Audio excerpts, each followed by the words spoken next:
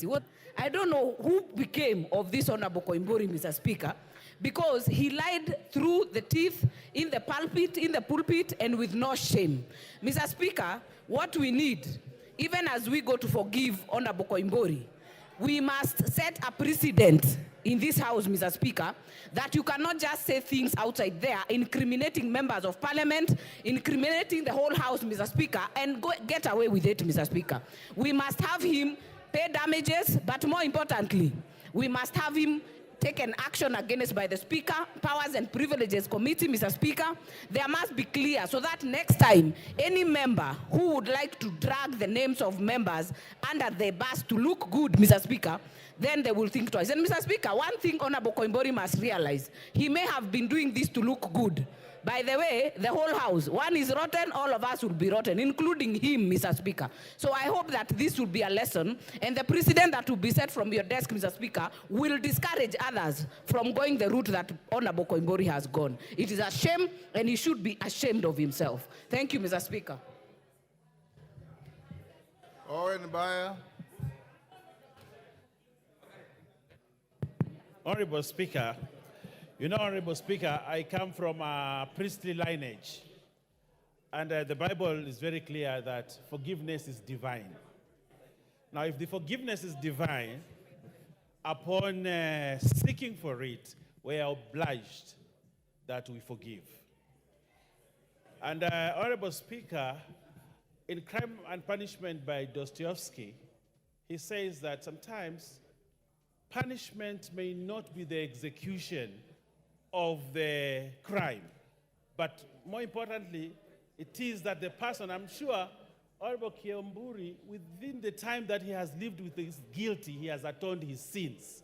And because he has atoned his sin, and that forgiveness is divine, I personally forgive him and request this House to forgive him. I thank you, Honorable Speaker. Wamboka.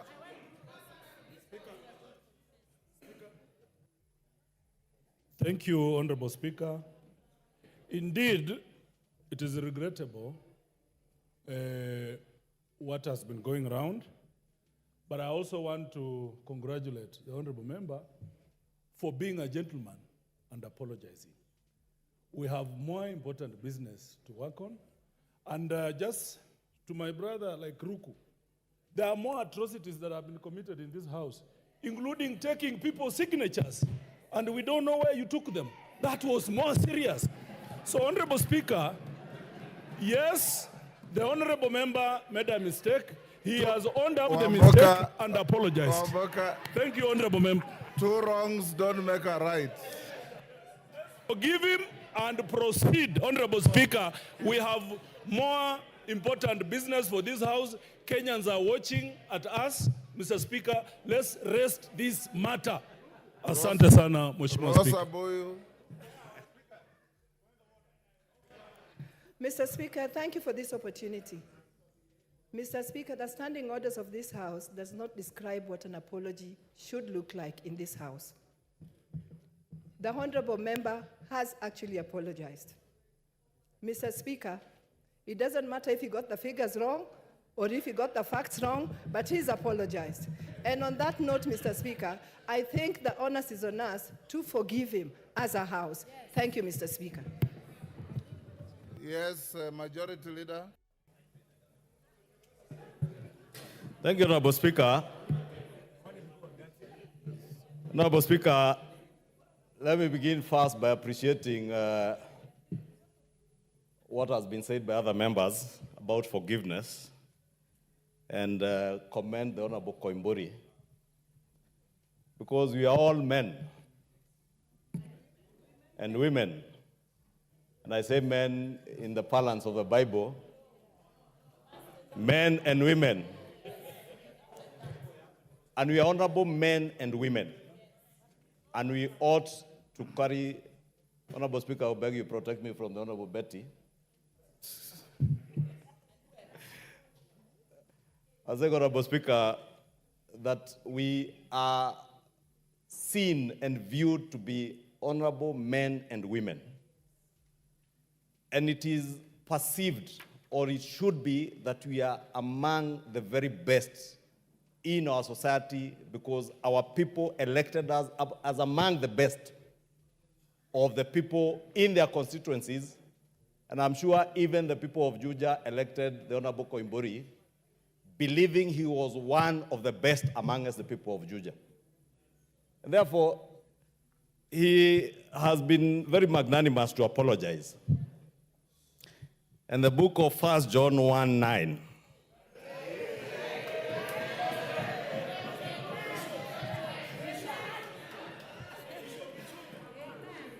The good book tells us that if we confess our sins,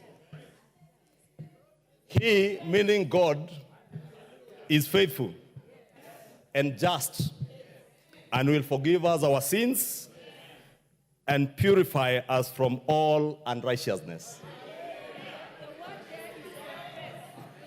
I think, Honorable Speaker, I have listened to what members across the aisle have said, that if you seek forgiveness, you shall be forgiven. And I must commend the Honorable Koimburi for seeking forgiveness for his unrighteous ways of things he said about members that were not there. But the book also tells us, if you confess. And when I listened to Honorable Koimburi, I heard him say that he said things that he now knows are untrue, and he knew they were untrue even at the time he said. Therefore, Honorable Speaker, the fact that the Bible tells us if we confess, we shall be forgiven by the Almighty God. And we are all followers of Christ and followers of the Almighty God, Allah, even for those of us who are from the Muslim Islamic faith.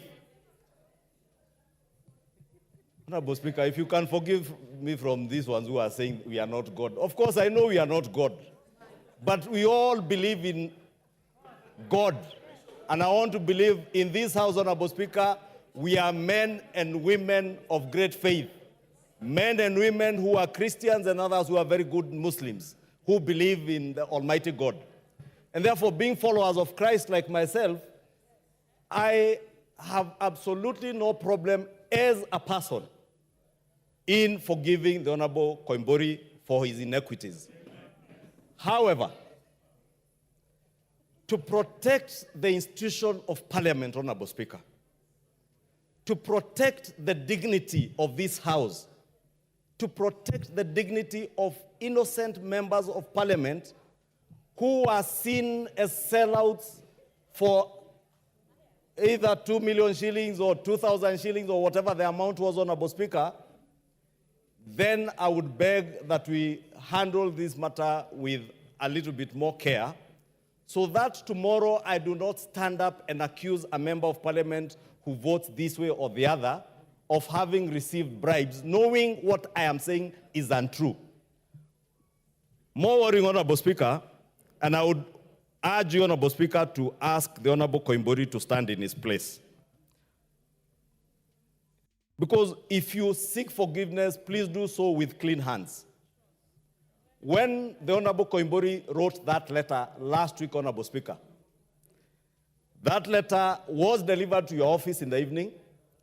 A copy was delivered to my office, and a copy, I think, to the leader of minority because they were copied. And I would have wanted to hear the Honorable Koimburi confirm if indeed what he says, he was the author of this letter. This letter was delivered by a staff member in his office, whom he knows, and I don't want to name him because he's not here, but the Honorable Koimburi knows his staff member who delivered that letter. The letter was stamped in my office. Unfortunately, the person who stamped it received, put one stamp upside down on the copy that he came with, that he was to return with. And he asked that it be stamped properly, facing up, and it was stamped. That is the letter that circulated on social media last week. The Honorable George Koimburi, on his social media platform, specifically on his Facebook page, stamped the same letter fake and said it is fake news. I would therefore have been more convinced to believe in the seeking of forgiveness by Honorable Koimburi if he also came out clearly to tell the people of Kenya whether the dishonesty exhibited on his Facebook page is not the same dishonesty he now seeks to exhibit on the floor of this house, pretending to seek forgiveness that he does not mean. But if the Honorable Koimburi can confirm to me and to this house that even his actions on Facebook page that day were informed by other factors other than the truth, Honorable Speaker, and confirm he was the author of this letter, then I am more than willing myself to forgive the Honorable Koimburi. Failure to do that, Honorable Speaker, and that's why I say there must be a balance between our faith and the dignity and honor and respect of this House, Honorable Speaker. Failure to do that, then I would strongly recommend, because Honorable Koimburi cannot be in a church and allege one thing, come and draft a letter seeking forgiveness, then the same evening post on social media that the letter is fake. A week after, appear on the floor of this house, now saying a different thing. Which George Koimburi do we believe? Which George Koimburi are we seeing here? Which George Koimburi is here? Is it the George Koimburi who lies in church? Is it the George Koimburi who stamps letters fake on social media? Or is it the meek-looking George Koimburi who is seated here now seeking forgiveness? If this George Koimburi seated here seeking forgiveness, Honorable Speaker, is the same Koimburi, I forgive him.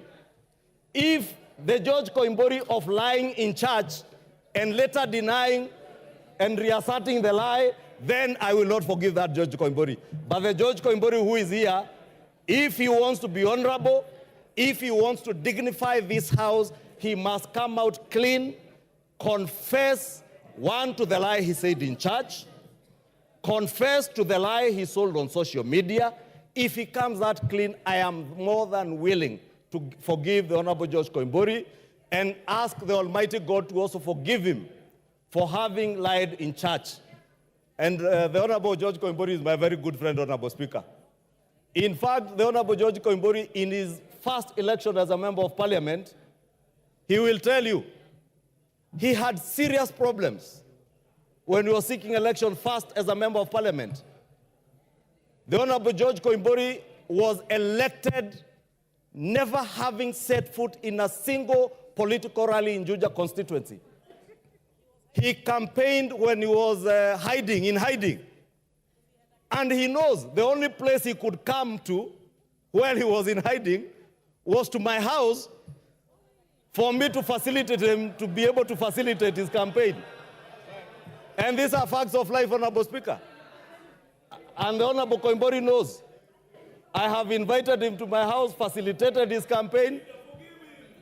And that is why, as a friend, I choose to forgive him if he confesses the dishonesty. And therefore, Honorable Speaker, I will ask, before you conclude, the Honorable George Koimburi to rise in his place and clarify the matter of the letters, because that is pertinent for me and for many members to know whether indeed is genuine in the seeking of forgiveness. Thank you, Honorable Speaker. Order, Rosa Buyu. Order, Rosa Buyu. Order, Rosa Buyu. You are being disorderly. Then go out without causing disorder. Wamrata.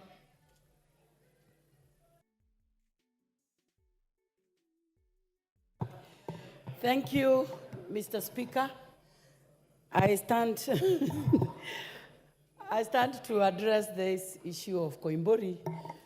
Having come from the same county with him and being his mama county, I, number one, was very embarrassed at the situation that Koimburi put us in. And I see as members continuing shouting at one another at this point, I'm trying to ask myself whether all of us got to know the magnitude of destruction that statement made to this country. And it is about all of us. Yes, and somebody is calling me Bibia Bishop, and you knowing that I'm a wife of a clergy, and having sat here to take 2 million shillings to go and sell my county, that to me meant that I am not only a rogue, but I am also not respecting my Christian faith. But all said and done, Mr. Speaker, I would want to say this. It is very hard for a Kikuyu man to say sorry. It never comes out easily from a Kikuyu man. I may not know about other communities, but I can confess that for a Kikuyu man, it is never easy to say sorry. So I'm imagining Koimburi must have tried to work out to come and say sorry. But again, he is playing us a game. Because Koimburi has apologized and apologized very clearly, and we feel good. But the same Koimburi has put the same letter in his social media and said it is a fake letter. So again, he puts us in another mess because we will appear like we forced him to come and say it was a lie. So maybe, Mr. Speaker, you'd give us a direction on what this means to us, because I think part of what fueled what happened here on the 25th was that statement. We are trying to downplay the statement, but that would have meant the end of all of us, including our children. And as I am seeing some people there shouting, they need to understand the magnitude and the weight of that statement and what it meant to this country and where it would have taken us. So, Mr. Speaker, I would only want to make one request, that maybe Koimburi, people may not buy our story because they already believe we were given the 2 million.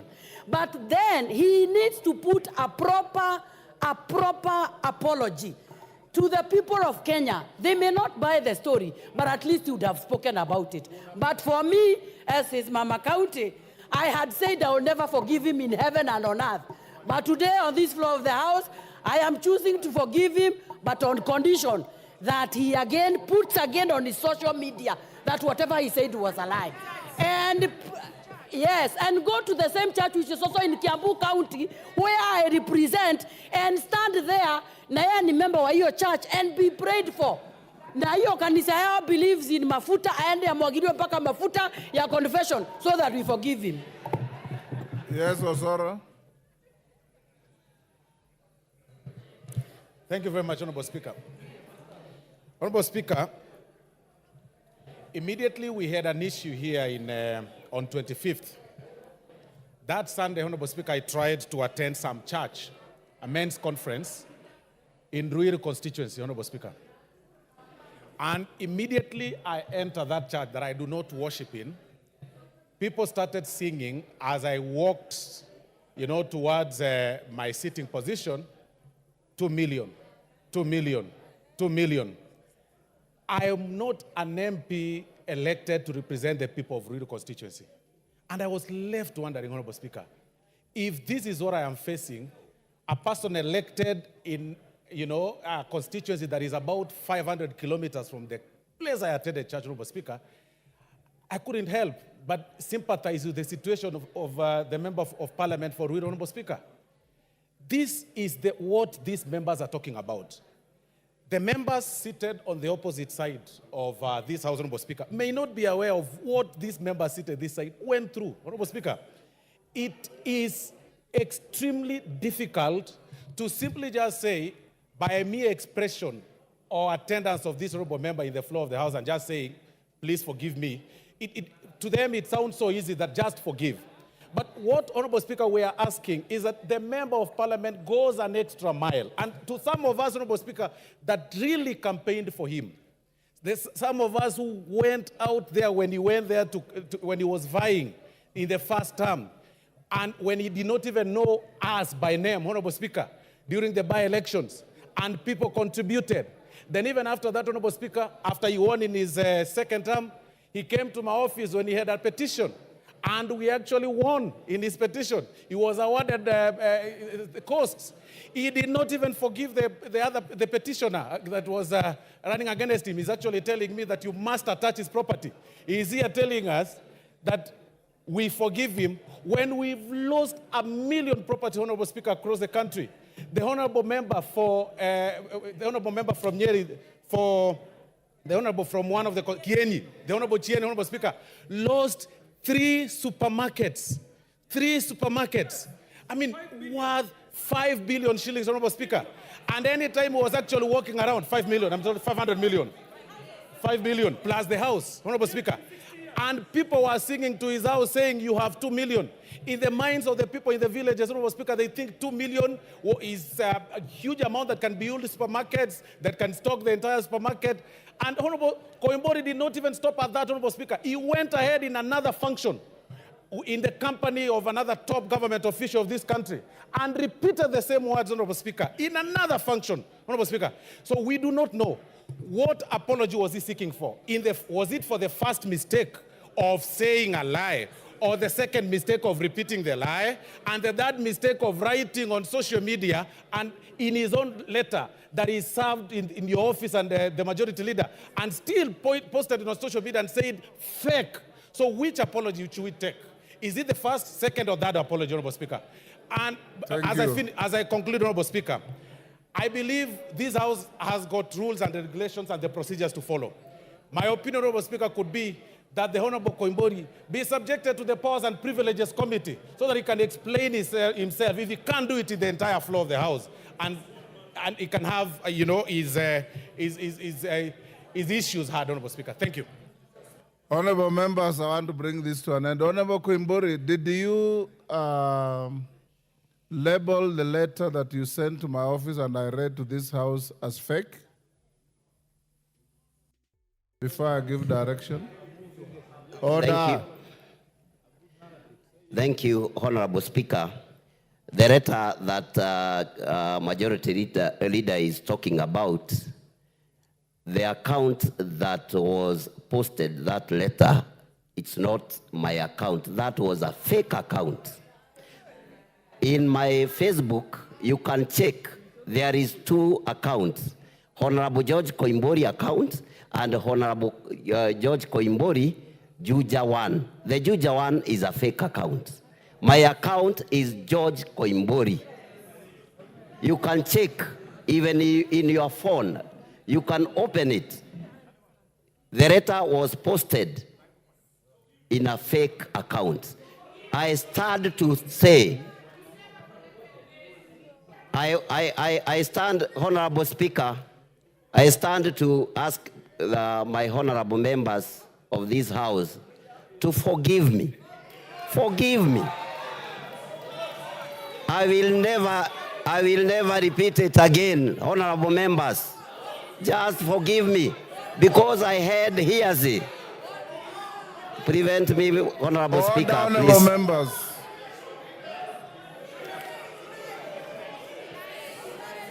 Order.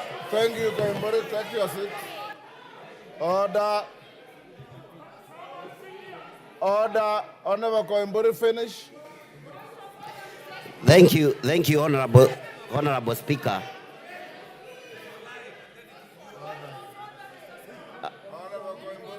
As I said before, Honorable Speaker, there was a hearsay that honorable members who voted yes in a second reading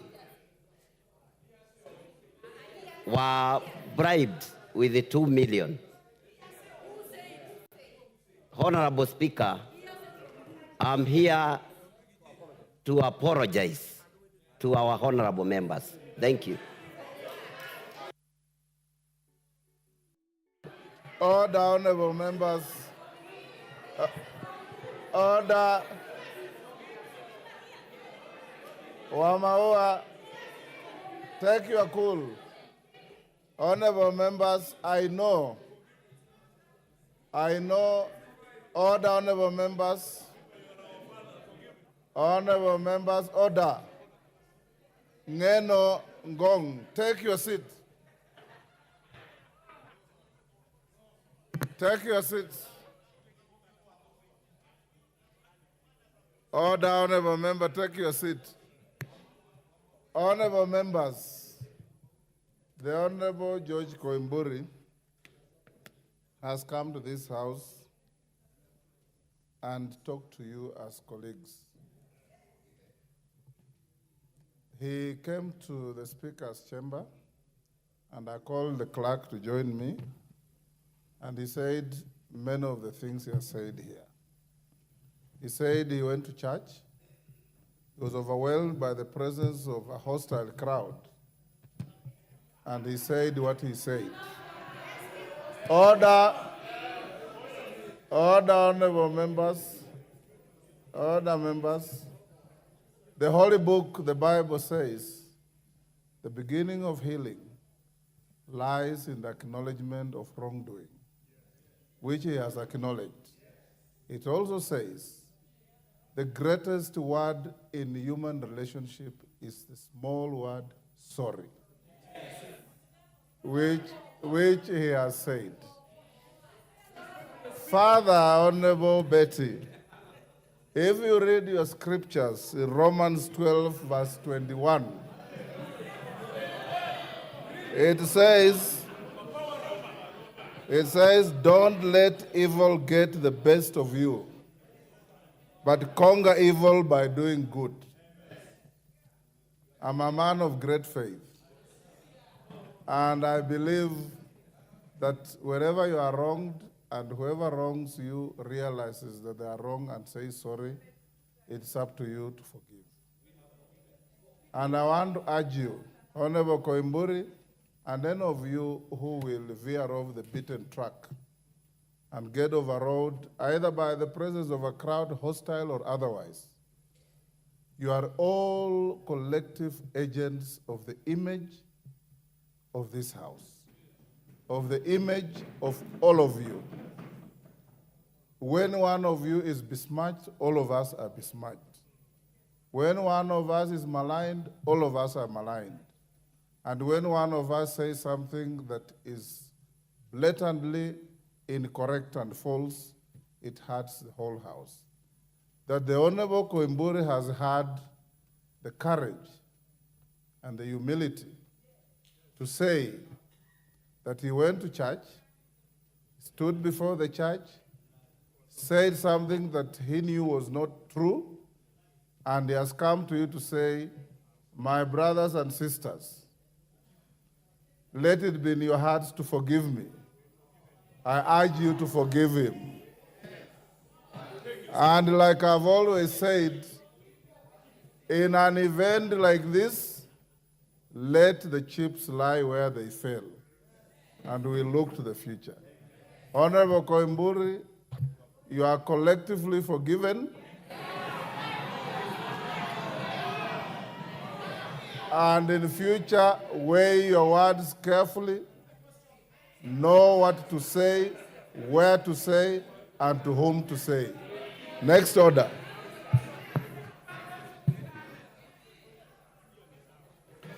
Order number 8, motion.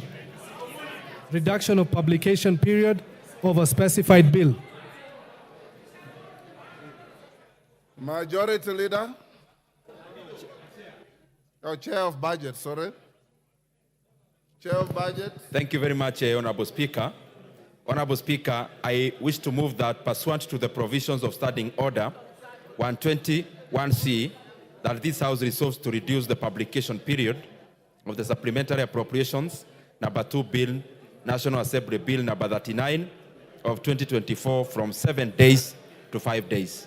Honorable Speaker, we are basically doing this because, as members understand, the government is almost in a near standoff, Honorable Speaker, or shutdown, and therefore, Honorable Speaker, we need to hasten the process of supplementary appropriations, Honorable Speaker, so that we can proceed into giving the National Treasury whatever they need, Honorable Speaker, so that the government can continue spending money in the various MDAs, including here in Parliament, the other arms of the executive, the county governments, Honorable Speaker, and also including CDF. And Honorable Speaker, what you are doing is just to hasten the process so that we can be able to draw monies from the consolidated fund for the furtherance of provision of service to the Kenyan people and also for development expenditure. Honorable Speaker, I wish to request the chair for JLAC, the Honorable Murugara, and the former managing partner of a very serious law firm, Denton's, to second these motions. Yes, Murugara. All right. Thank you very much, Mr. Speaker. Mr. Speaker, I beg to second this motion, a very important motion, as moved by the chairperson of the Budget and Appropriations Committee. Mr. Speaker, sir, the appropriations we are just about to make are crucial to the national government and to the county governments. It's vitally important that funds are provided so that the two governments can actually run and do their affairs. The same extends to this House when it comes to the second arm of government, the legislature, and also to the third government of the country, which is the judiciary. All these arms of government are waiting for funds, and therefore it is incumbent on this House to ensure that the appropriations are made and the country is able to move. I do beg to second. Order, honorable members on their feet, take your seats. Order. Member for Pokot, take your seat. Honorable members, I now propose the question at order number 8, which is that pursuant to the provisions of Standing Order 121C, this House resolves to reduce the publication period of the Supplemental Appropriation Number 2 Bill, National Assembly Bill Number 39 of 2024, from 7 days to 5 days. I put the question. I now put the question at order number 8, which is that pursuant to the provisions of Standing Order 121C, this House resolves to reduce the publication period of the Supplemental Appropriation Number 2 Bill, National Assembly Bill Number 39 of 2024, from 7 days to 5 days. As members of that opinion say aye. Aye. Those of the contrary opinion say nay. The ayes have it. Next order.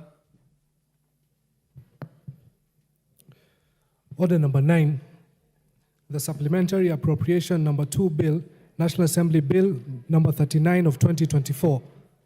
First reading. A bill for an act of parliament to authorize the issue of certain sums of money out of the consolidated fund and their application towards the service of the year ending on the 30th June 2025, and to appropriate those sums for certain public services and purposes. Order.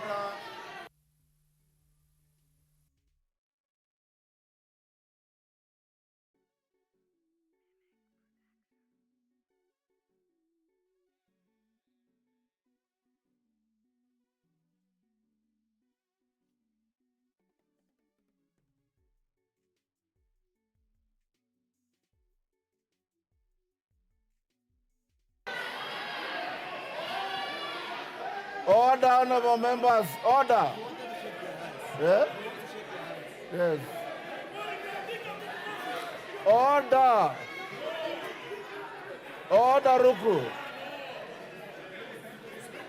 Order. Take your seats. Order. Order. Order, honorable members. Order.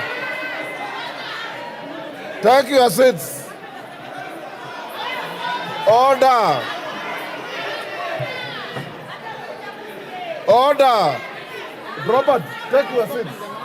Eh? Take your seats. Order, honorable members. Order. Omuluher. Omuluher. Take your seat. Order, take your seats. Order.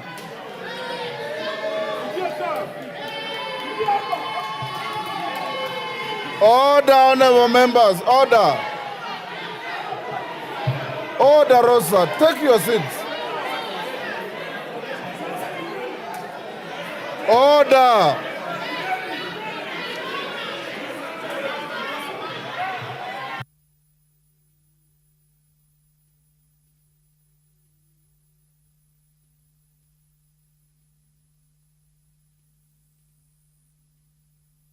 Order, honorable members. Order. Order.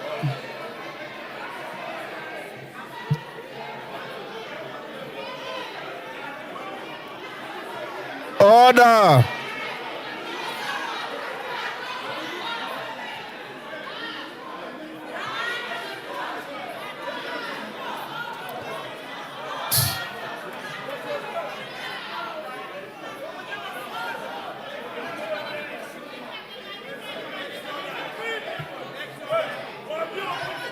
Order. Order, members. Member for Malindi, take your seats. Order, members, take your seats. Honorable Ruku. Order, members. Order. Order, members, take your seats. Honorable Jalango. Order. Order. Order. Take your seat. Take your seat.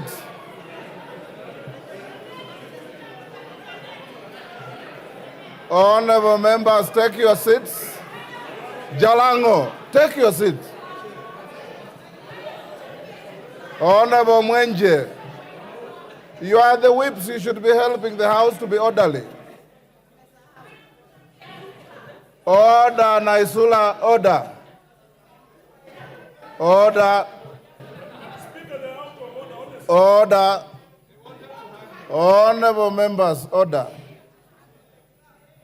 Honorable members, order. Order, honorable members. I don't know if what I've been told is true, that the honorable ladies were going to embrace Honorable Koimburi. If it is true, it was honorable. But if anybody, order, order, order, order, honorable members, but I can also read the body language of members. The menacing manner in which I saw the honorable member for Garissa, is it for Mandera, Honorable Mulher, and my own commissioner, Faith Gitau. We have always operated under a false impression that the custodians of peace are our women. And now that becomes totally fallacious. And now that that drama is over, you have provided enough comic relief in the House. Now let's get back to business. Honorable Koimburi, you are absolutely safe and protected. You can go back to your seat if you are not comfortable where you are sitting. But the rules of the House say, order, order, order. Rosa Buyu. It is amazing how you are wailing louder than the bereaved. It's totally amazing how you are wailing louder than the bereaved. But let's go to the next order. Order number 10, the Supplementary Appropriation number 2 Bill, National Assembly Bill number 39 of 2024, second reading.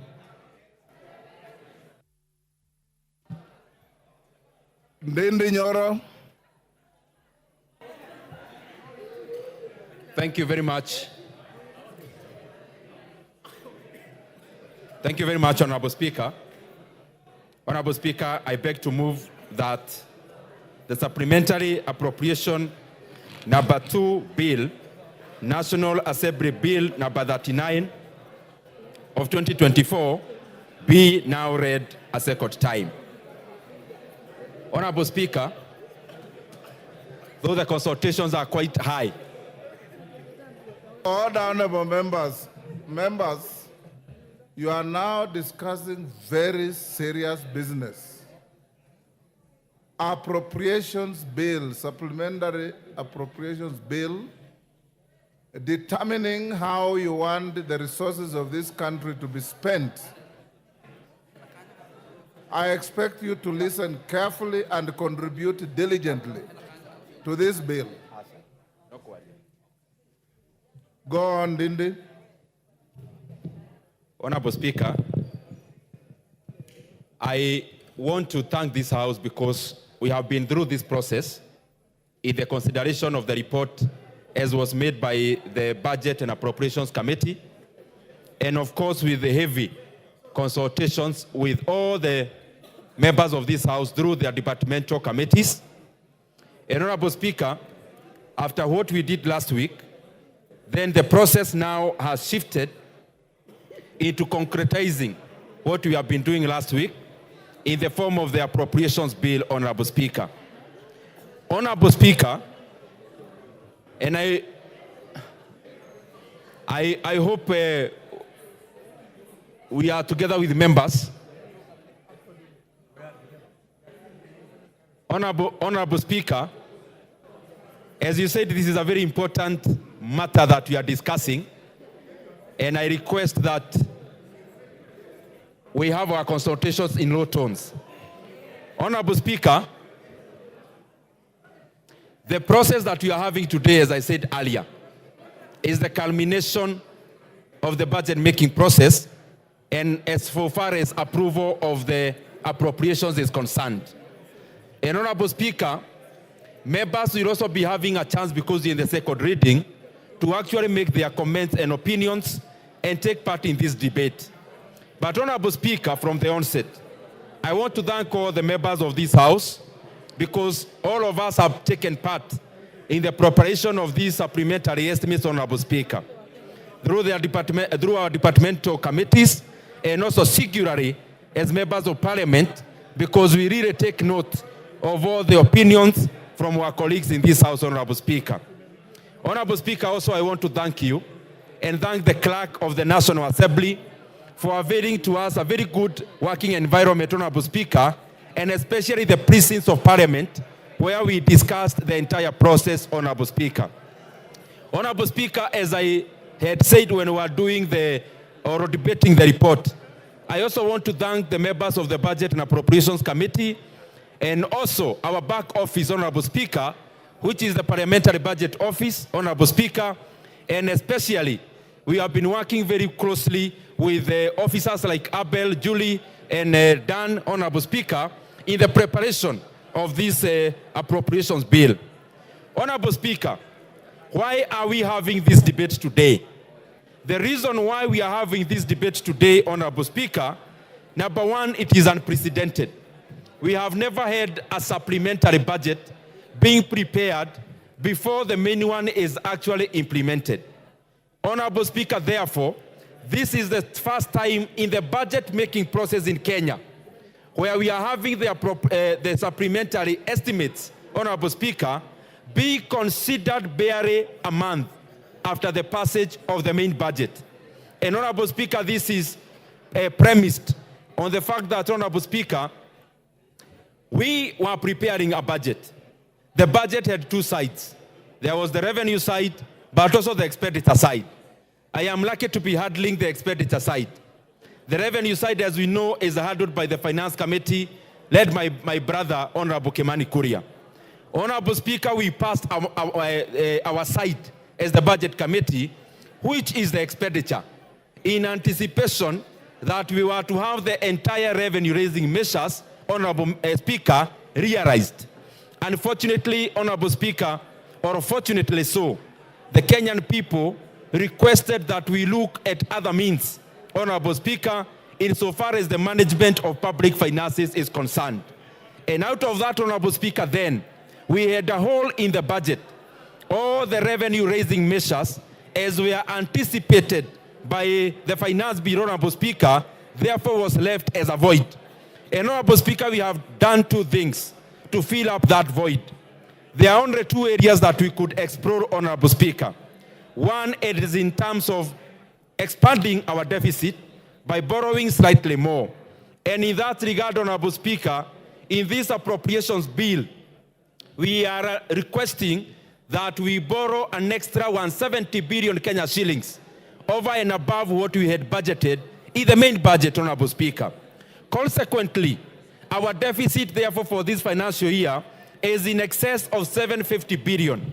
But, Honorable Speaker, to allay those fears, whereas our deficit has moved from 3.83% of deficit to GDP ratio, the current one we are considering, Honorable Speaker, of 4.3% deficit to GDP ratio, is still within our range as a country, Honorable Speaker, only that then, there before, we wanted to move out of the hole much faster because of our borrowing, and enlarging the deficit is not a very prudent manner of managing our economy. The other area, Honorable Speaker, we had to explore is the expenditure side.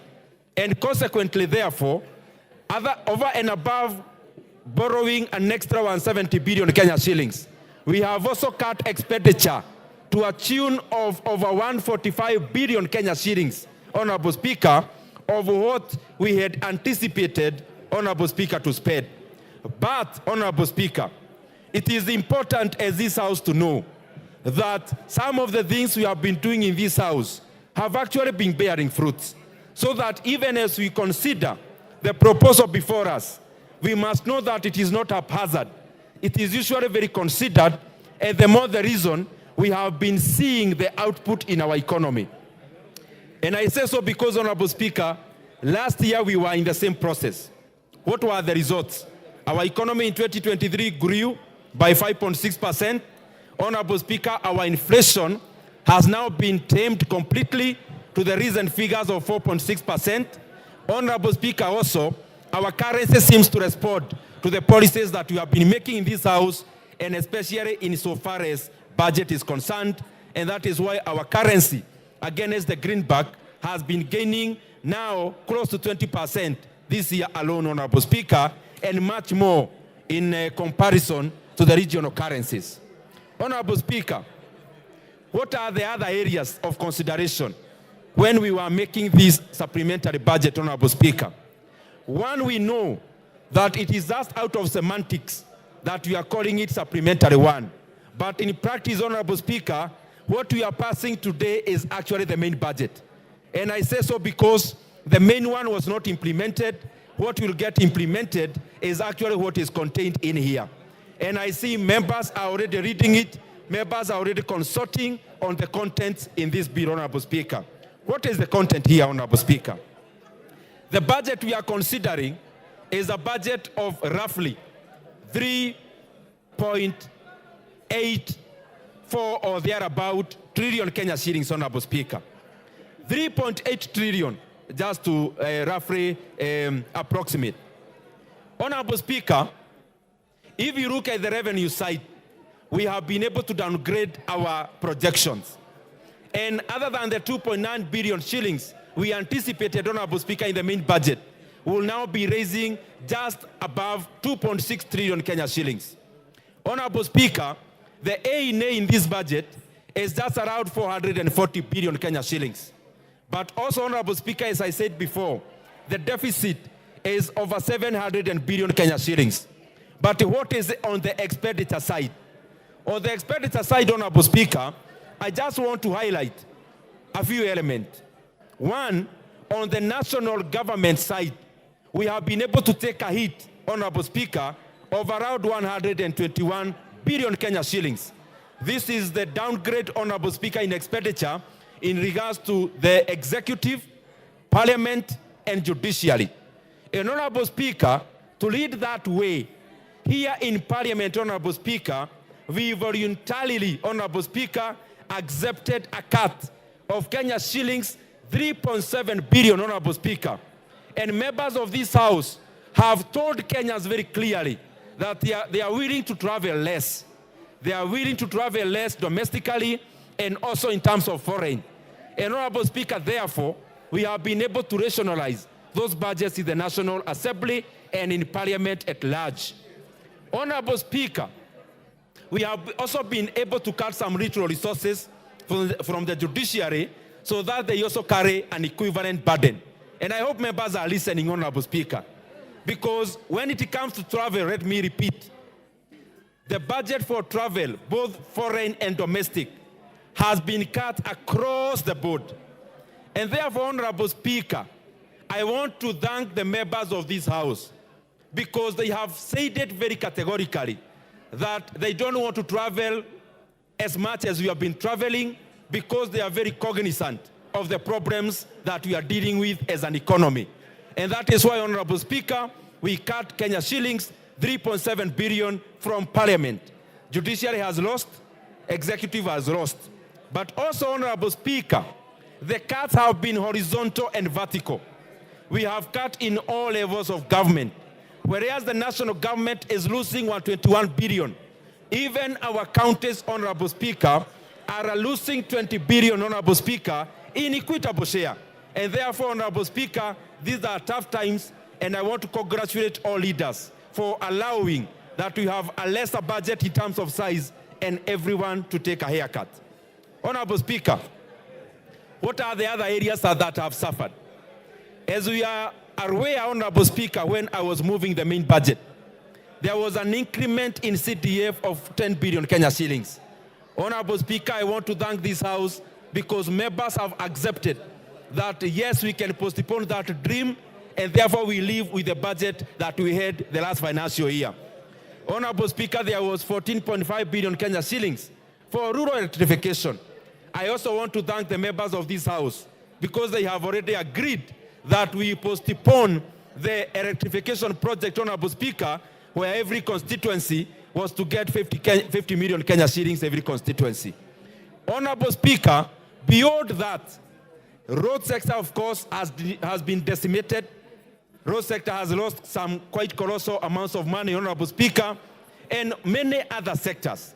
But I also want to assure this House, ostentatious spending, Honorable Speaker, spending that is not core to service delivery, we have also cut across the board, Honorable Speaker. Honorable Speaker, let me not dwell too much on the cuts. Let me first go to the policy issues. There is something peculiar that we noted when we have been considering this supplementary budget. Honorable Speaker, one is that as we consider the supplementary estimates, barely a month after the passage of the main budget, we have seen a high appetite of MDAs requesting that we enhance their A&A. And therefore, Honorable Speaker, the conclusion that we have come to as the Budget Committee is that MDAs have been underestimating grossly their appropriations in aid. And Honorable Speaker, we have, in our report, recommended several things. We have seen very clearly that our country is very rich. And in that regard, two things have come up. One, Kenya as a government is overrepresented when it comes to organizations owned by government. Honorable Speaker, Kenya has got over 334 parastatos and sagas. Honorable Speaker, we have started the route of rationalizing this area, Honorable Speaker, and in this supplementary budget, Honorable Speaker, we have denied 47 of them money for operations and maintenance, Honorable Speaker, because they are either duplicating service, Honorable Speaker, or they have been overtaken by events. Honorable Speaker, as a country, this is a route you have to travel. We cannot continue having many bodies of government overlapping their services to the Kenyan people, Honorable Speaker, while we are still spending a lot of money in their recurrent expenditure. Honorable Speaker, 47 sagas, 47 government organizations have been owed up through this process, Honorable Speaker, by first denying them the budget as we, Honorable Speaker, decide what to do as a country with them. The second thing, Honorable Speaker, zooming in, and I want to request this discussion that we follow together as members. In a constituency like Suna West, in a constituency like North Hor, in a constituency like Baringo, Honorable Speaker, Baringo North. We have, for example, an engineer who represents the Kera roots on the ground. In the same constituency or region, we have a Kenha office and engineers already on the ground. In the same jurisdiction, we have Kura officers, Honorable Speaker, in the same ground. We have to ask ourselves very honest questions, Honorable Speaker. Do we need a Kera engineer, on top of that, a Kenha engineer, on top of that, a Kura engineer in Ronyejes, for example, Honorable Speaker? Can these roles be done by a singular office in the regions? Honorable Speaker, that will move us towards rationalizing the recurrent expenditure so that we can free up resources to go into development. In the water sector, Honorable Speaker, we have over 20 bodies in the water sector alone. Waterworks, over 10. There are other national bodies, Honorable Speaker. We have to look inwards, Honorable Speaker, and be very categorical. Do we need, as a country, to have 20 bodies dealing with water, for example, whereas each of them is having like $500 million Kenya shillings in recurrent, Honorable Speaker, doing the same job?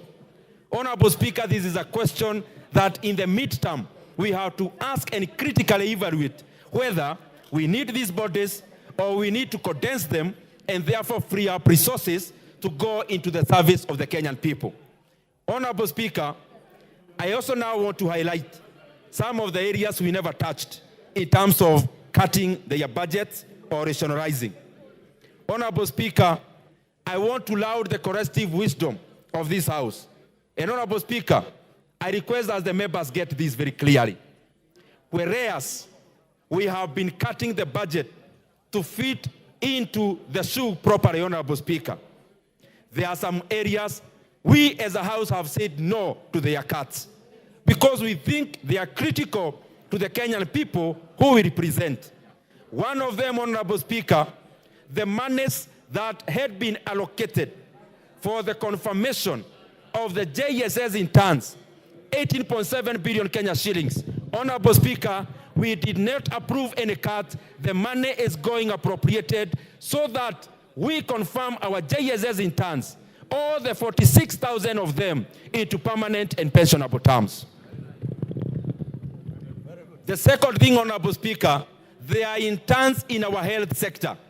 And Honorable Speaker, the interns in our health sector, we have also allocated Kenya shillings, 3.7 billion Kenya shillings, for them to be confirmed into permanent and pensionable terms because they deserve that, Honorable Speaker.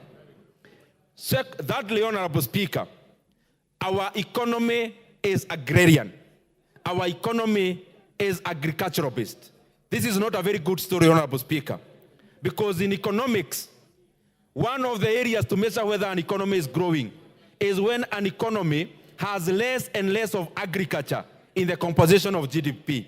In fact, one of the definitions of economic development, Honorable Speaker, because there is economic growth, there is economic development. In economic growth, those are the jargons we term as GDP and the rest, and GNP and the rest. But in the economic development side, Honorable Speaker, we define the economy both quantitatively and qualitatively. And one of the qualitative measures of whether an economy is a developed economy, it is an economy that has less than 10% of agriculture in the composition of GDP. Fortunately or unfortunately, Honorable Speaker, in Kenya, agriculture still accounts for over 18% of our GDP. And agriculture here, I mean the primary part of our production, Honorable Speaker, which is agriculture, forestry, mining, and fisheries. Honorable Speaker, but that is where we are now, and we need to do something on it, because 70% of our rural population are engaged in agriculture. And in that respect, Honorable Speaker, we have allocated Kenya shillings 7.5 billion into fertilizer subsidy. And the fertilizer subsidy, Honorable Speaker, will be for food crops and cash crops, Honorable Speaker. Coffee farmers can access that fertilizer. Maize farmers can access that fertilizer. Cotton farmers can access that fertilizer. There is no discrimination in regards to the kind of crop that our farmers are growing. Honorable Speaker, the second thing in regards to agriculture, we have allocated Kenya shillings 3 billion shillings into the coffee cherry revolving fund, Honorable Speaker. That money will go into easing the cost of borrowing when it comes to coffee societies and also coffee farmers. The other thing in regards to coffee, Honorable Speaker, coffee farmers, the recently tabulated debts are around 8.6 billion Kenya shillings that coffee societies owe to the banks. Honorable Speaker, so that we can continue to help our farmers in these debt menace, we have allocated the first phase, Kenya shillings 2 billion, Honorable Speaker, into the payment of coffee debts so that our farmers, Honorable Speaker, can get reprieve when it comes to the debts, Honorable Speaker. In the sugar sector, we have allocated around 700 million to 1 billion Kenya shillings, Honorable Speaker. One, to enhance in terms of payments of arrears of farmers, but also number two, Honorable Speaker, to increase the sucrose level, to increase the technology in the sugar sector. And I want to laud Honorable Motonga, Honorable Speaker, who is the chair for agriculture, because he has actually looked inwards into AFA to get resources to support our sugar farmers because they also deserve more.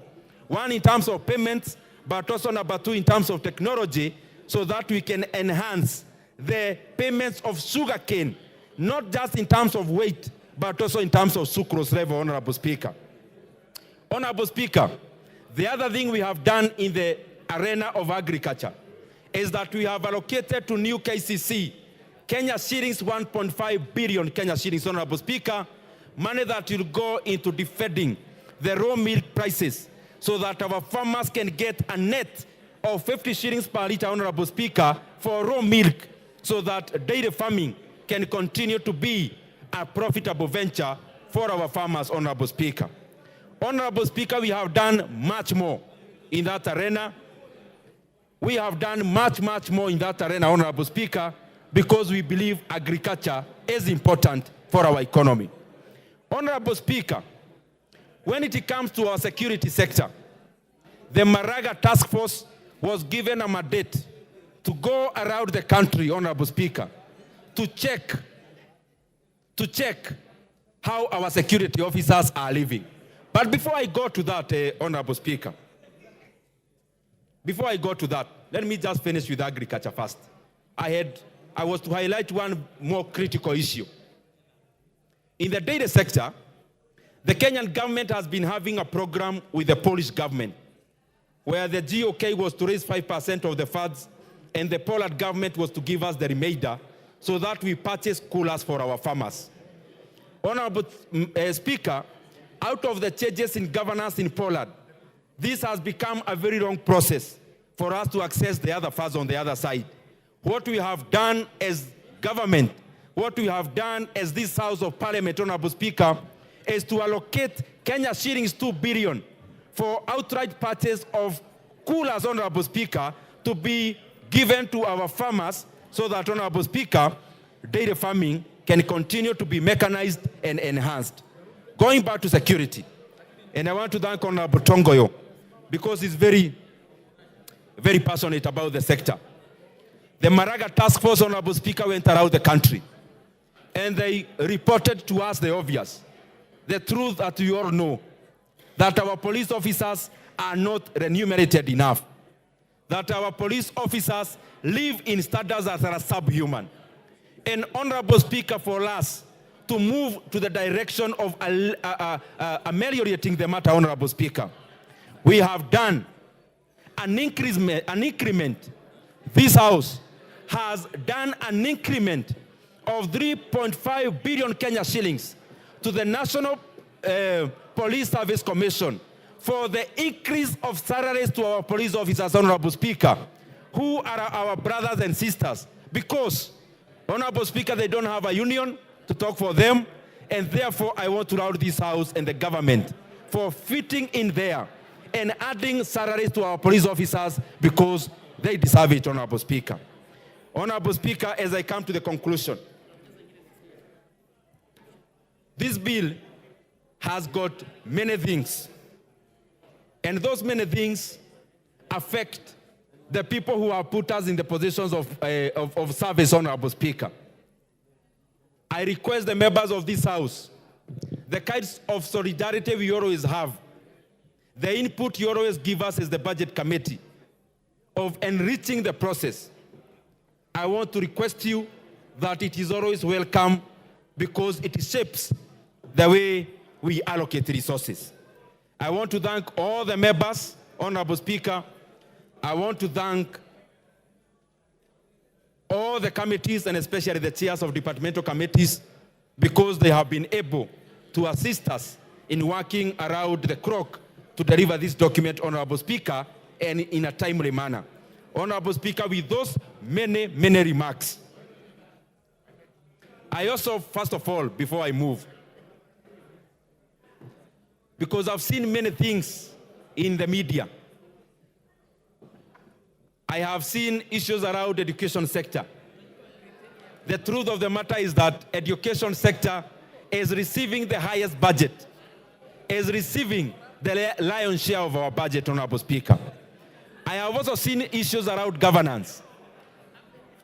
Honorable Speaker, I request that members would go through the bill so that we can distinguish what we are seeing out there and what is the reality, because the reality is much better.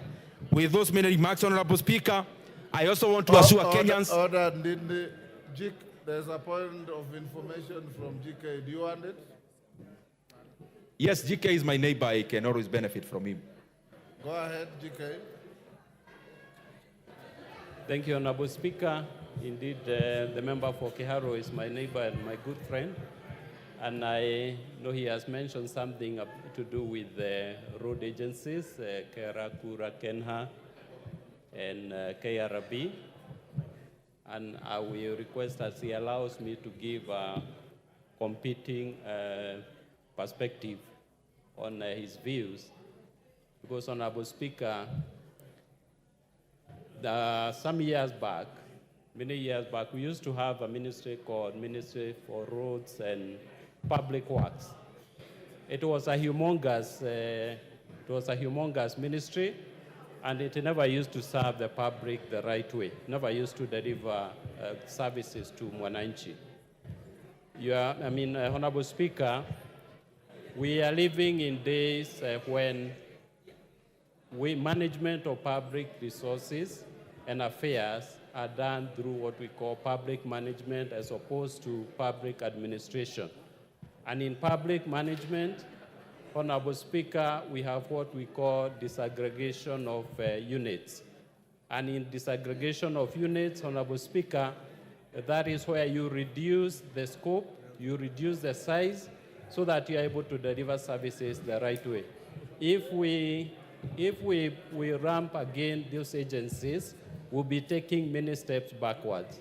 So, Honorable Speaker, I beg to inform the member that having these agencies broken down into smaller units makes it much easier to deliver public goods and services. Thank you. Thank you very much, Honorable GK, and I take note of that. It's just a discussion I'm putting into our minds, not in terms of abolishing the agencies, but whether we need all of them. But I agree with you, and it's a debate that we are fronting on the table so that we look for the best alternative for our country. Honorable Speaker, as I come to the conclusion, I also want to assure the members that the monies for equalization fund, the 8 billion shillings, is still intact, so that the Kenyan areas which have been left behind, Honorable Speaker, can also catch up when it comes to development, Honorable Speaker, because when all the sides of Kenya develop, then Kenya wholesomely develops. And Honorable Speaker, as we know, all Kenyans live everywhere. And therefore, it is our responsibility to make sure Kenya grows across all areas, Honorable Speaker. Honorable Speaker, I also want to allay the fears about the school feeding program. The Kenya shillings 3 billion for the school feeding program is still intact, and it will be managed by the infrastructure in the Ministry of Education. And therefore, Honorable Speaker, the school feeding program, I want to assure members, is still there in the budget, 3 billion shillings, and it is under the Ministry of Education because they have the right infrastructure to administer those resources. We have also allocated monies for the to operationalize the funds created by the new SHIF, Honorable Speaker, all the 3 funds, we have input around 8 to 10 billion shillings so that these funds can be operational and serve in the purpose of deliver universal health coverage to all Kenyans. Honorable Speaker, with those many remarks, I beg to move and request the very able Vice Chairperson of the Budget and Appropriations Committee, the Iron Lady, Madam Mary Amase, to second this motion. Mary Amase, the Iron Lady. I didn't know that was your other name. Go on. Thank you, Chair. I stand to second the supplementary appropriation bill, Bill number 2. Chair, from the onset, I want to say... Which chair are you addressing? Oh, Honorable Speaker, I'm sorry. Honorable Speaker, this is a very important bill, and honorable members, I think it's important that we listen because this appropriations bill is the one that details how the money has been allocated and how this money is going to be spent, and this is what guarantees continuous operation of government services. Honorable Speaker, having said that, I just want to echo what the chair has already said, that our total expenditure has reduced slightly, and that we are able to reduce the expenditure by 145 billion, and also in the process, the deficit went up slightly because we are going to borrow an additional 170 billion. Honorable Speaker, what this means, therefore, that going forward, we need to continue reviewing our budget. We need to continue to identify areas of overlaps, areas of duplication, areas of wasteful expenditure, because whereas we are proud we've managed to retain some of the expenditures that are addressing some of the most critical issues. Members, you'll agree with me that one of the biggest challenges we are having in the country right now is unemployment. One of the reasons we've seen our young people in the streets is unemployment. So we therefore need to continue to look for money, tighten our revenue collection measures so that we're able to enhance our A&A. We need to continue to review and oversight our expenditure so that we can even rearrange it further to save more monies so that we can take that money towards employing our teachers. I was in my constituency yesterday, and teachers are saying, why are we increasing salary for the police officers, yet teachers' salary has not been enhanced? Why are we not employing more teachers? So we need to look for more money so that in the second supplementary, we are able to employ more teachers, because right now what we have managed is to set aside 8.7 billion for just confirmation of interns. But we need to employ more. We need to employ more doctors. We need even to employ and look for money to pay for our gurus and many other servants, Kenyans who are giving a lot of service and dedication to this country. But as we speak about the police officers, we've just given them an increment. But I want to tell you, members, and we are aware that these police officers are living in a very deplorable condition. Some of the structures they are living in, we even have police stations that do not have furniture. So the Minister of Interior even needs more funding added into that sector so that they can be able to address the issues. I also want to applaud and really commend the team, the Budget and Appropriations Committee, because we've also managed to maintain or to restore some of the allocations to fertilizer, for fertilizer subsidy, allocations even to the farmers, to cushion our sugarcane farmers who have never gotten an allocation, the 700 million that would go towards paying arrears of cane payments to the farmers that had never been paid, and also to the farmers, those that are for the coolers, for the dairy farmers. So, Honorable Speaker, as we continue, members, we need to to know that in the appropriations bill, it is detailing item by item, sector by sector, and the amounts that have been allocated for expenditure purposes, so that when we go out, we have the information to give to our people. Honorable Speaker, I second.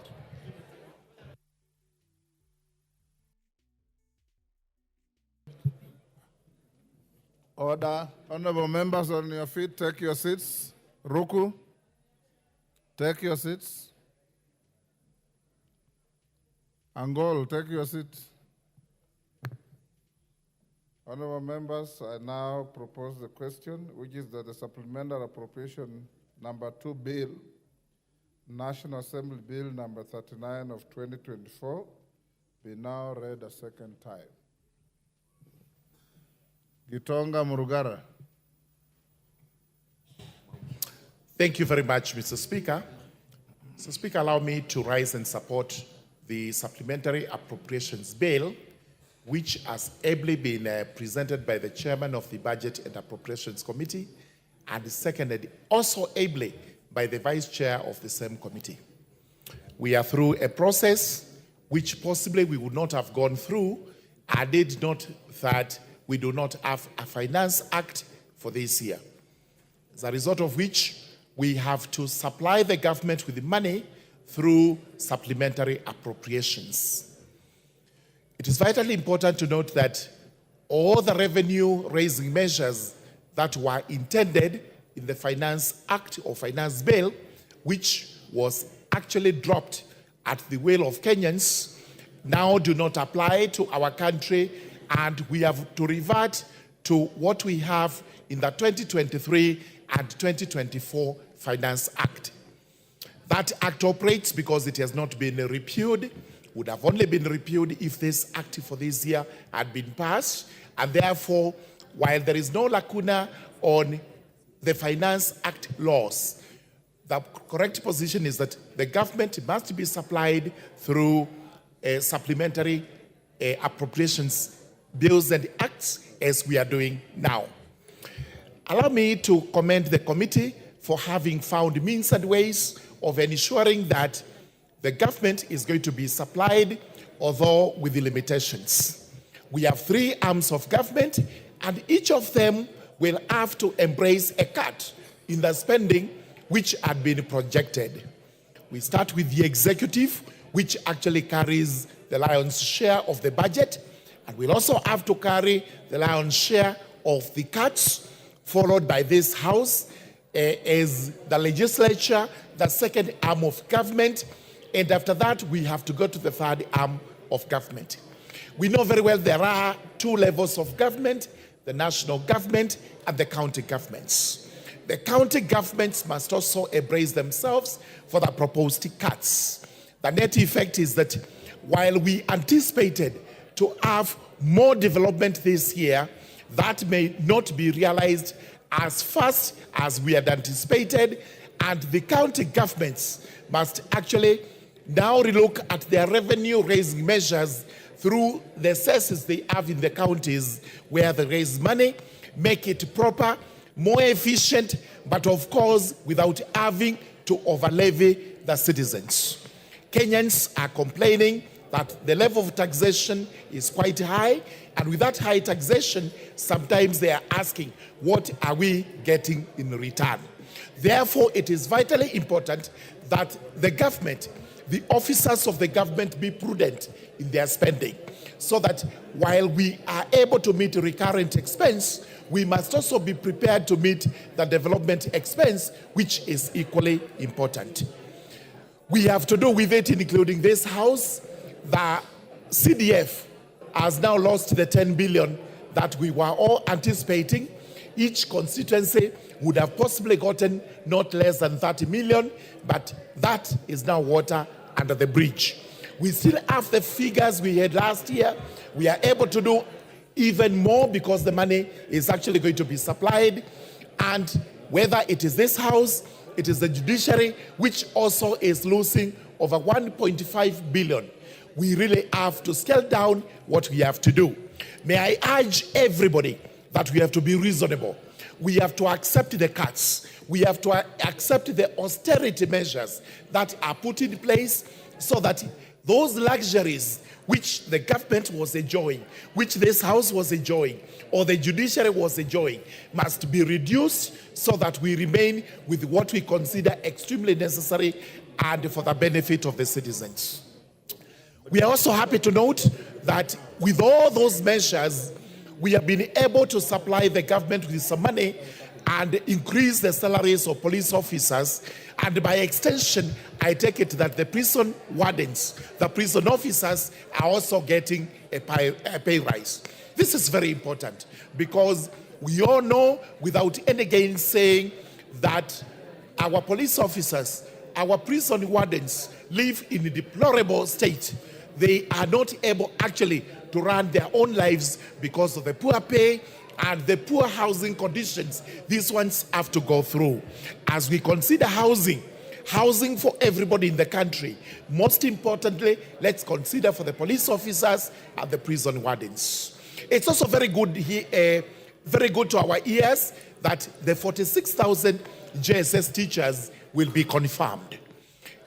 I can assure you these members of parliament had it rough when we went to the constituencies to talk to these people. While they appreciated that the finance bill was lost, they were insisting that they must be confirmed. Today, we announced to the country that the JSS teachers will actually be confirmed. And we do not want to hear by December, by January next year. It should be as soon as this appropriations bill is passed into an act of parliament and assented to, that TSC must move with the speed and confirm the 46,000 teachers. We were also to employ interns amounting to 20,000, a new number. Let us look at what we have because it is vitally important that our teachers are actually in schools. Our children expect to get the best of education, and this must be through funding by this house. While we are looking at roads, we are looking at water, we are looking at electricity, and we are looking at all the important sectors for the public, we must not forget that education is core to this, and the Ministry of Education must be properly supplied. This is a good bill. It is a bill that we should pass so that we are able to fund the government and also fund the county governments. With those remarks, I beg to support.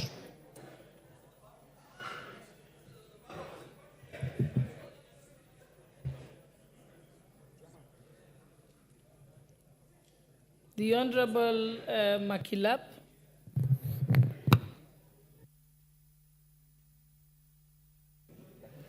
Thank you, Madam Speaker. I can say this is an extraordinary budget for extraordinary times in Kenya. Madam Speaker, when a country is faced with extraordinary circumstances or public debt or rejection of finance bill, we resort to extraordinary decisions of ensuring that we live within our means so that we can be able to grow the economy of this country and build a prosperous Kenya. Madam Speaker, I have listened to the chairman of Budget and Appropriation. Madam Speaker, we're to agree as an House, Madam Speaker, that under these circumstances, what is so critical for us? What is very critical for us, Madam Speaker, is employment of the youth of this country that are actually being unable to be absorbed in our economy. Madam Speaker, that is why we are to sacrifice other funding programs so that the 46,000 JSS teachers are actually be able to be absorbed, Madam Speaker. We have been able to finance employment of the intern doctors, Madam Speaker, because those are the people who take care of our health, Madam Speaker. And if we take care of our education, Madam Speaker, through employment of teachers, and we take care of our health by ensuring that we employ the interns on permanent and pensionable terms, Madam Speaker, then we take care of our health that is going to grow the economy, and we take care of our system of education so that we don't produce people or graduates that have not been able to undergo proper training because of lack of teachers. Madam Speaker, the JSS teachers are simply graduates like other graduates that have been employed previously on permanent and pensionable terms. This is why we are saying, Madam Speaker, on these circumstances, we better, as Parliament, we've agreed to cut off 3 billion, Madam Speaker, for our travel expenses so that the children of Kenya will have an opportunity to be employed, Madam Speaker, as JSS teachers, so that the youth of this country can be employed as the confirmation of the intern doctors, Madam Speaker. That is actually prudent use of our resources, Madam Speaker.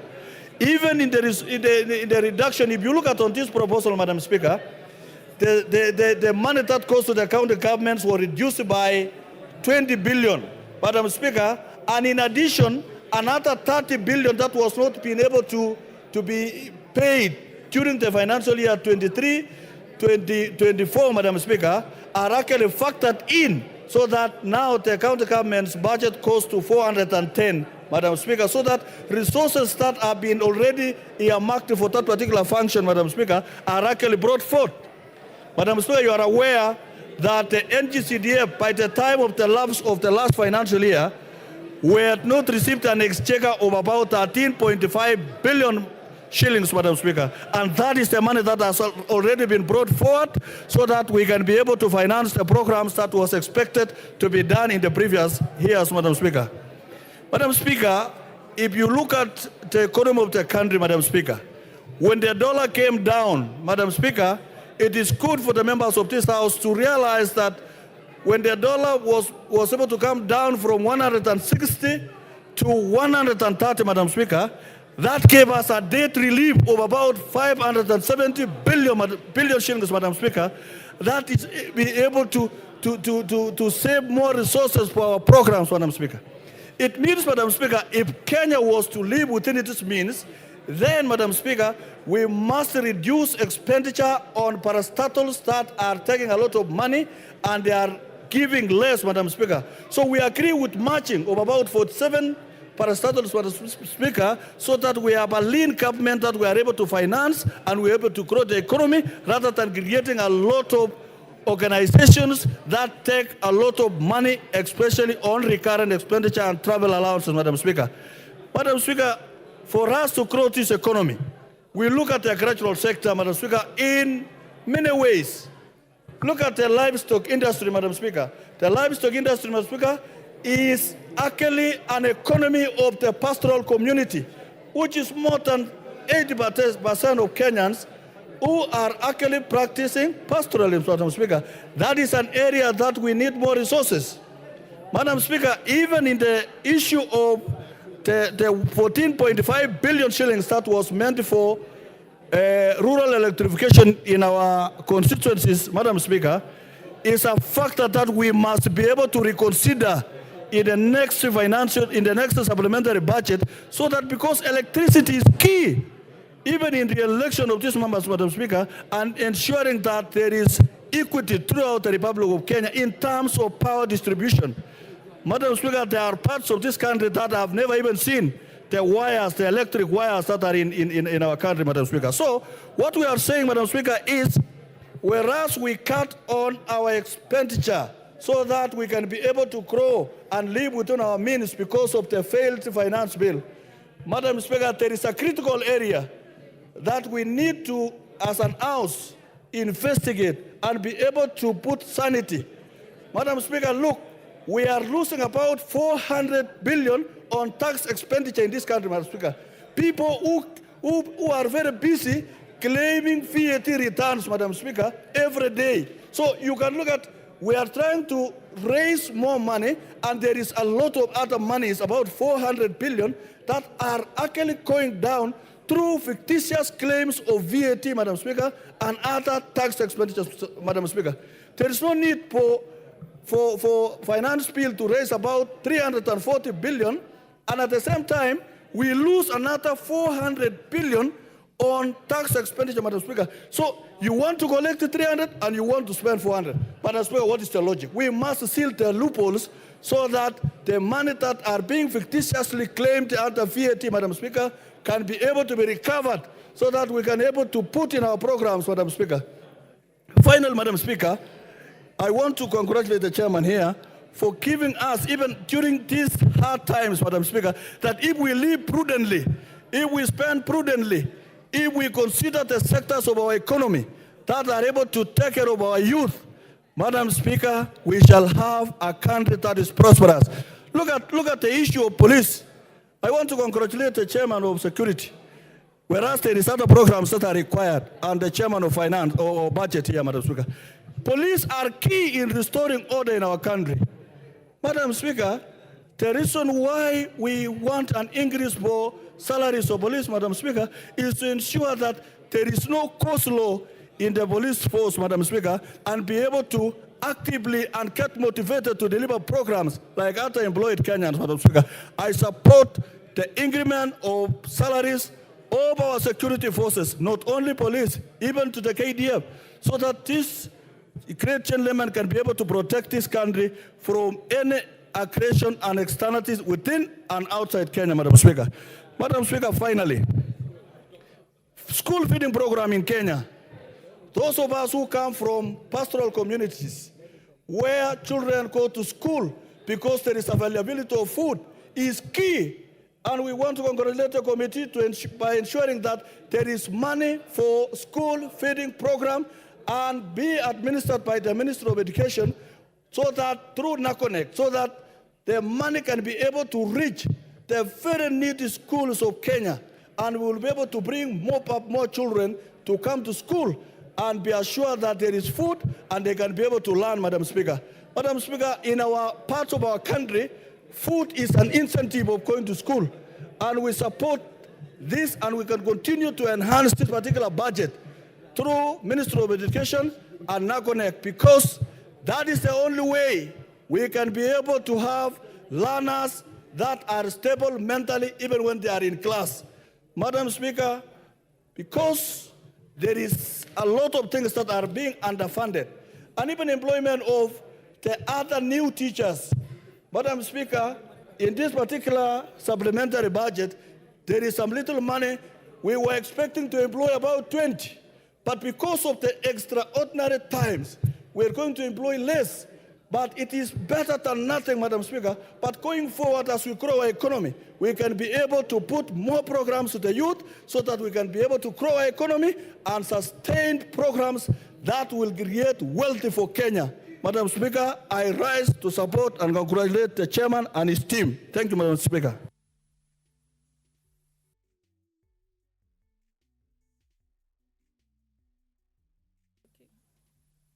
The Honorable Member for Tigania West, Honorable John Mutunga. Thank you, Honorable Speaker, for the opportunity to speak to this motion. Honorable Speaker, I rise to support the adoption of the adoption of the appropriation bill as presented and supported by the Chairman and Vice Chair of the of the Budget and Appropriation Committee. Honorable Speaker, we all know why we are here, and we all know how we got here. Honorable Speaker, this is one of the most popular documents in this House. The last appropriation bill, Honorable Speaker, I had an opportunity to second, and I remember seeing very clearly that I hope the finance bill will be as much supported. Honorable Speaker, the appropriation bill comes in to show how the resources have been shared and what expenditure lines have been recognized in order to run the government, as well as cost development in this country. Honorable Speaker, listening to the chair of the Budget and Appropriation Committee, he took some time to highlight some of the key areas that the budget has focused. And we are grateful that, Honorable Speaker, especially in the education sector, we are going to absorb the interns, because those children have been waiting to be absorbed for a very long time, and the hopes were dwindling based on the fact that the finance bill was rejected.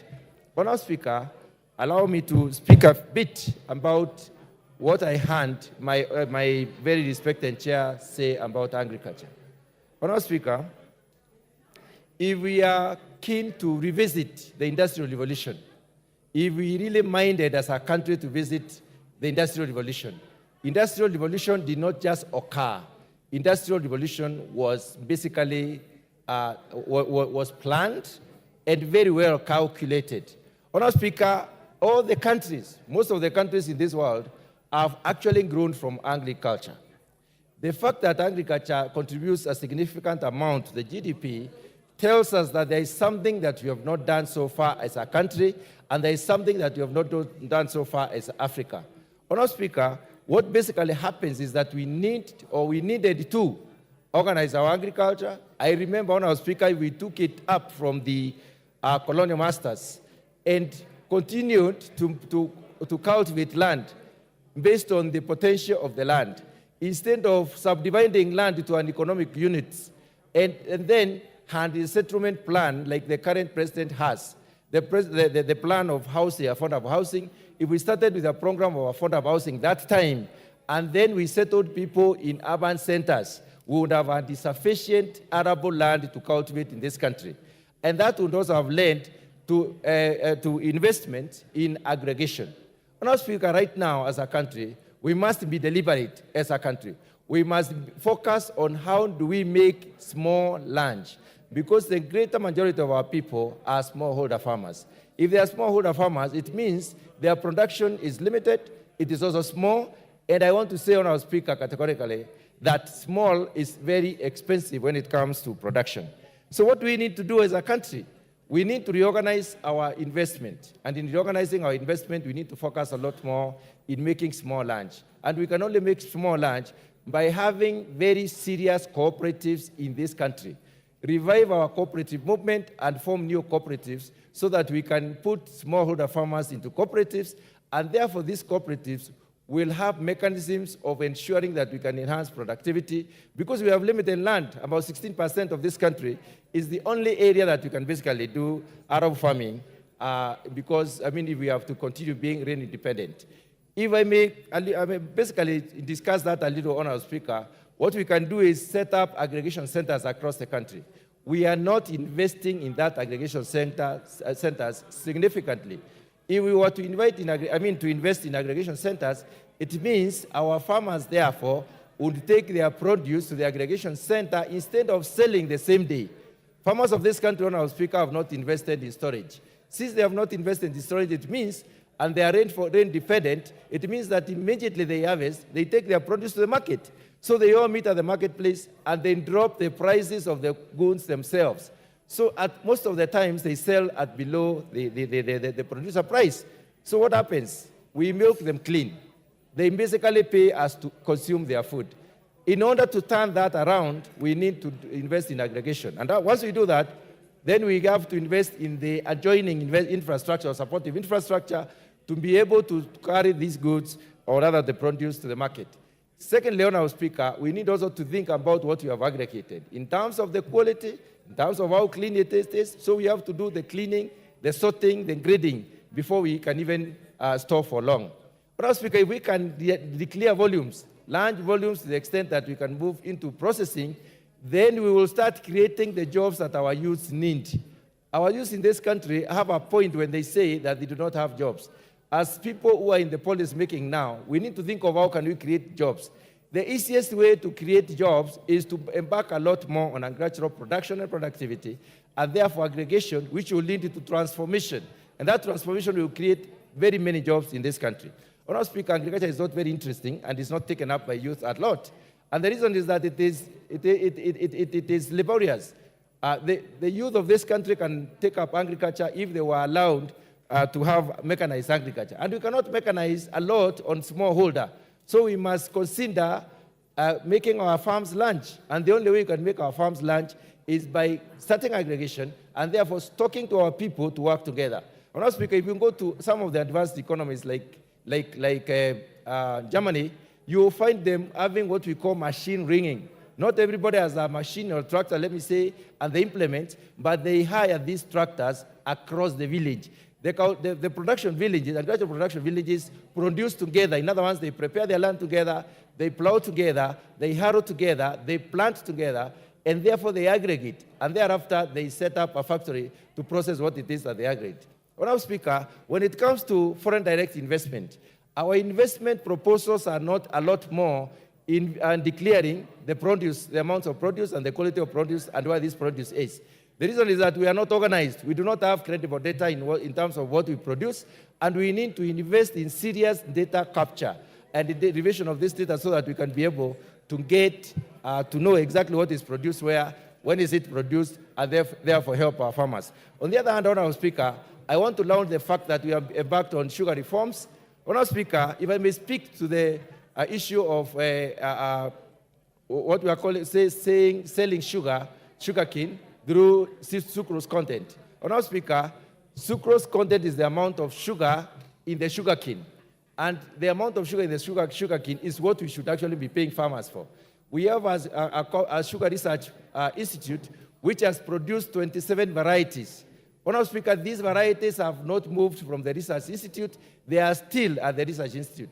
They need to be moved out of the research institute. So investment in that particular sector will enhance the movement of these varieties out of the research institutes to multiplication centers where we shall get enough to give to the farmers or to sell to the farmers so they can produce high-yielding varieties. Some of these varieties can mature in 8 months. Others can mature in about 1 year. Right now, the varieties that we have on our speaker mature in about 24 months. If that is the case, it means therefore we need 2 years to be able to plant and harvest cane.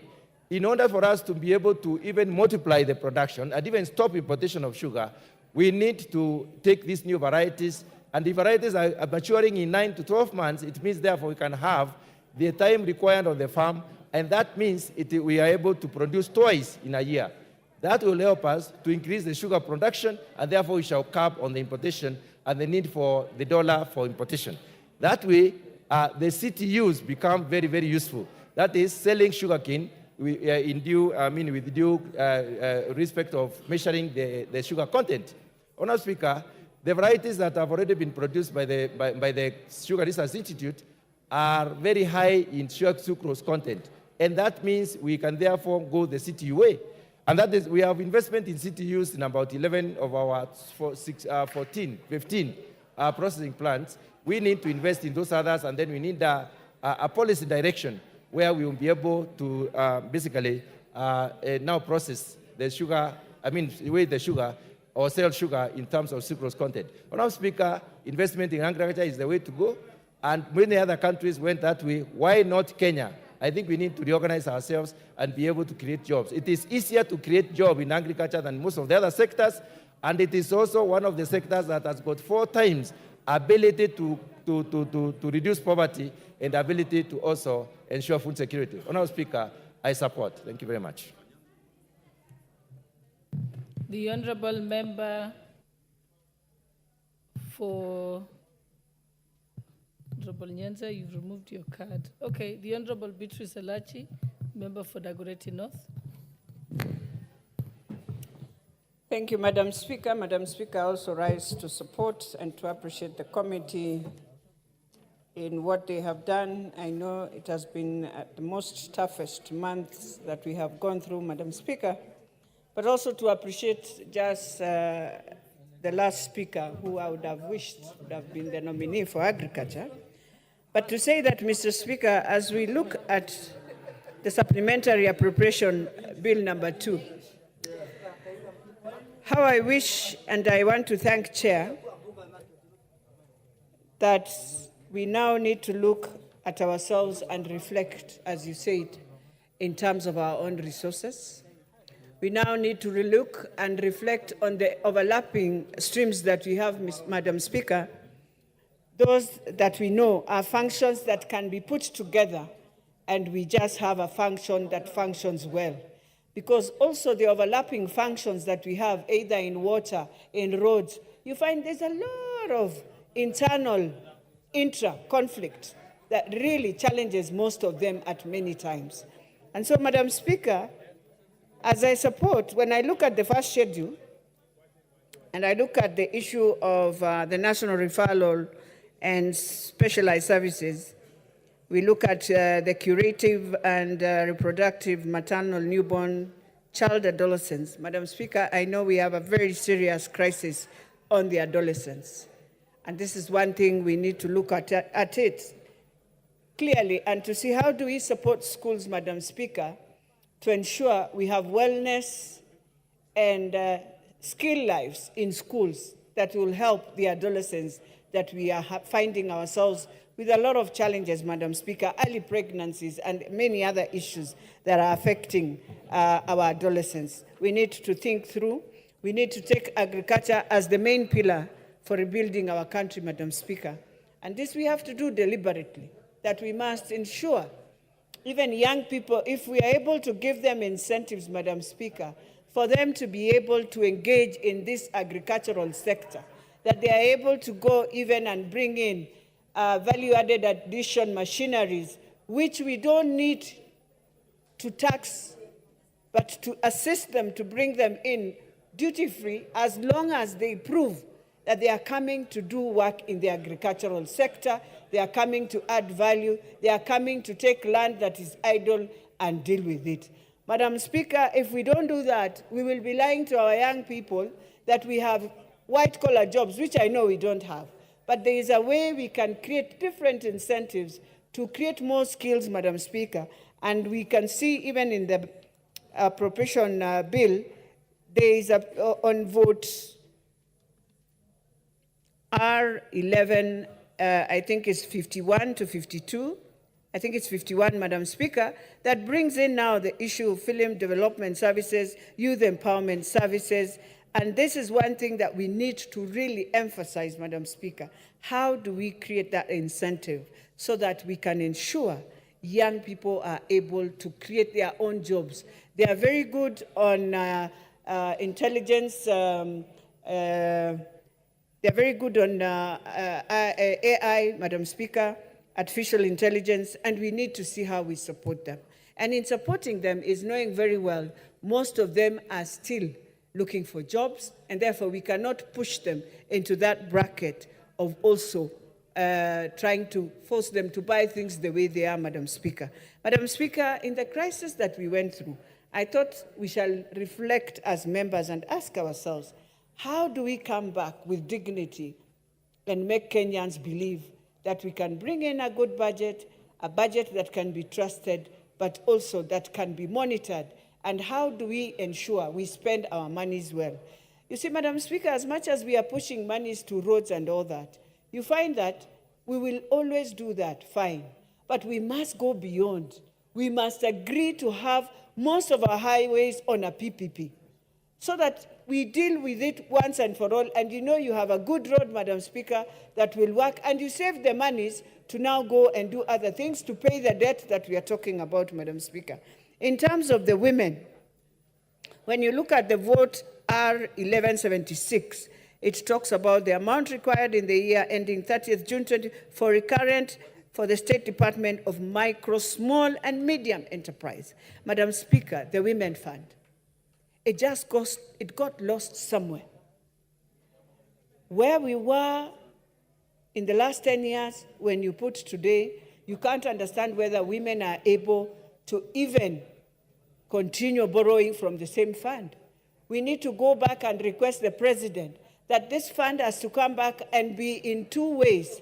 One, you can apply digitally, but it should be administered by meeting the women one-on-one in their groups, Madam Speaker, and you are able to give them their check, and you know that you can follow up and understand what they are doing. Than digitizing the whole process, Madam Speaker, and you find you can't even see who is the beneficiary, how is the country benefiting, do we find ourselves gaining or losing, Madam Speaker. Madam Speaker, we come now to health. And I know the community health workers are all waiting to see. Just the same way we have ensured the interns have gone through, just the same way we are ensuring the JCC teachers, Madam Speaker, our community health workers, and I want us to really focus on this universal health, Madam Speaker, even to look at, even as we move I know many people are fighting SHIF or NHIF, but it's one thing, Madam Speaker. It is for us to decide and see what is best for any Kenyan as an insurance of health. And Madam Speaker, it's important for us to really get out of waste. Let us look at what we normally say it is waste. And you know, Madam Speaker, waste is that these small things we do without knowing we are wasting.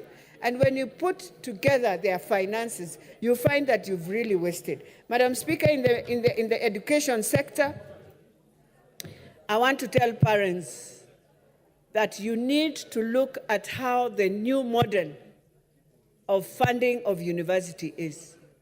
And Madam Speaker, the day the parents will understand each band, how it works, you find that an orphan is 95%, Madam Speaker, supported. And so what she or he will pay is very minimum from the household. But many parents, it's like they are not understanding, Madam Speaker.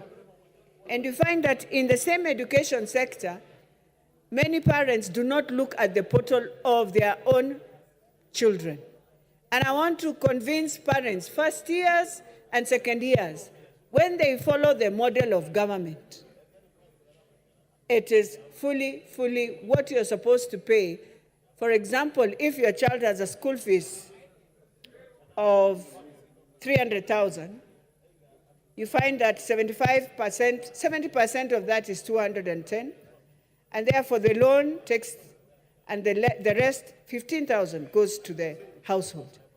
And so parents must know, follow the new model, look at it, get to learn how your child is being sponsored, so that we remain, even with bursary, that can sponsor third years and fourth years. But first years who are joining now and second years, that model is a fantastic model for you to be in university. The students we should be worried about are students going to college, are the ones who we are supposed to get worried.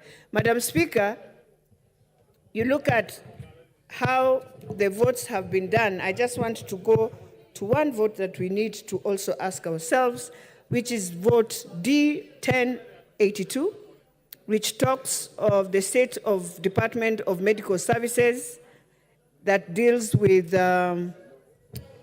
maternal newborns.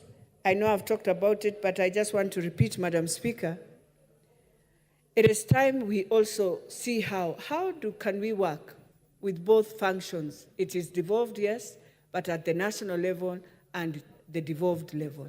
It is important for us to start strengthening both and to ensure the referral can also work very closely with that is devolved.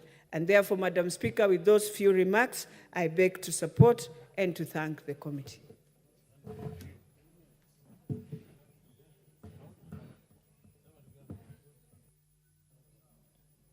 Honorable Member for Busia, Honorable Catherine Omayo.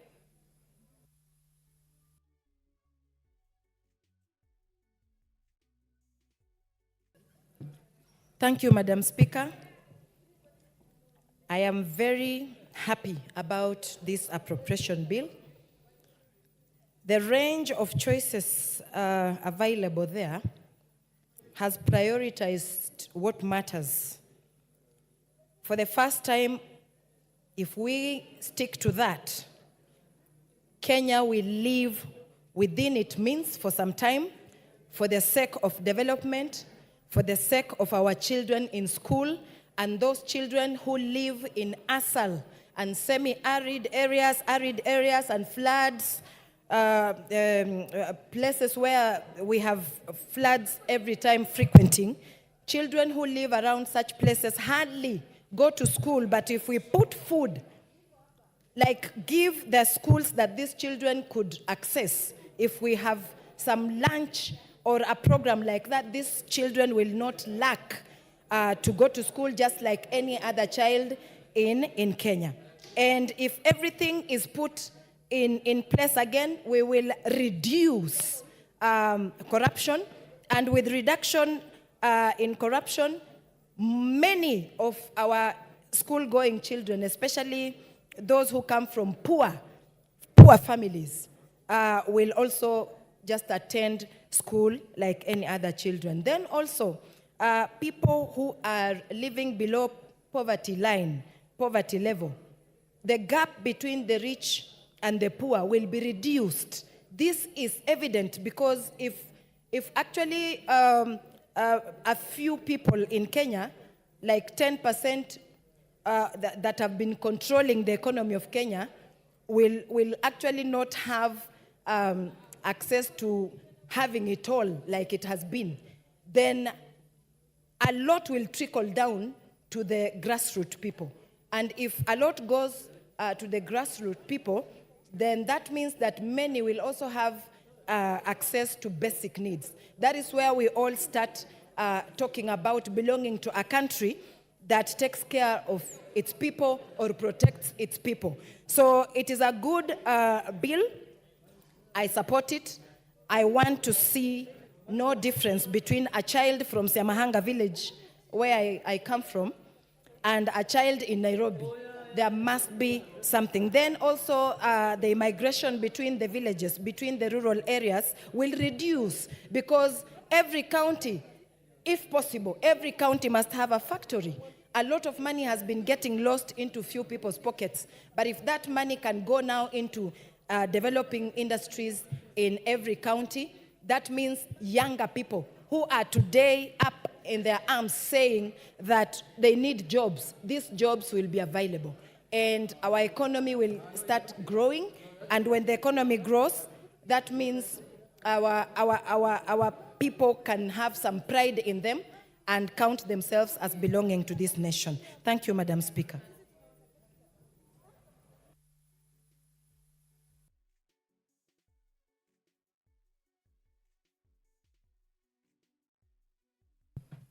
The Honorable Irene Mayaka. Thank you, Honorable Speaker, for this opportunity. I stand here to support the Supplementary Appropriation Bill of 2024. And the reason why I am doing that, Honorable Speaker, is first because of the obvious austerity measures that are being put in place to ensure that not only do we, as a country, ensure that we are not having spillage of funds, but also that we are ensuring that we are cutting out on expenses that we believe are not exactly necessary right now. Honorable Speaker, I just want to highlight some of the things that are in this particular supplementary that I like. One of them is the fact that we have decided that the GSS interns will have no cut in terms of they will be supported fully, and also for the interns from the medical field. But Honorable Speaker, one of the major concerns that I do have, we live in a country where 78% of our population is youthful. But when you look at the allocations for monies that have been put towards the youth space, it brings a lot of concern. Honorable Speaker, even in this particular parliament, we do not have a department that is specific to youth-related affairs. Youths are treated in this country like a by the way, and we really need to look at how do we change that as a country. Honorable Speaker, I did hear the Chair of Budget speak about the fact that 47 of the sagas have been denied monies, and therefore they are going to be reallocated to the others, so that we are able to also just reduce the duplication that there is in this country. And that, Honorable Speaker, I want to agree with that, because we have too much duplication going on in this country. And we need to find a way where we are able to centralize some of these functions to be able to have them allocated to one particular place. Because, Honorable Speaker, it doesn't make sense when, for example, in terms of national government, you have an auditor for each and every department. Ideally, we should have the audit committee based on one place, so that when we are doing internal audits, then the people who are from this particular audit department will be able to just do audits for all the departments. That happens, Honorable Speaker, in most private sectors. You will never find, for example, in a bank, that a department for trade, a department for retail banking, for wholesale banking, each of them has their own auditor. They only have one audit department that is able to then be distributed as per schedule to all the other areas to be able to work. That is one of the ways that we as a country can be able to save money. Honorable Speaker, I did hear the chair also speak about agriculture and some of the measures that have been put here. And Honorable Speaker, I would really love for some of the people who are engaging the chair to stop engaging him, because he needs to listen to some of these measures that we are putting in place. Honorable Speaker, for example, we are talking about cost cutting. In this day and age in our country, in Kenya, we still have instances where our large-scale farmers are using old traditional agricultural methods.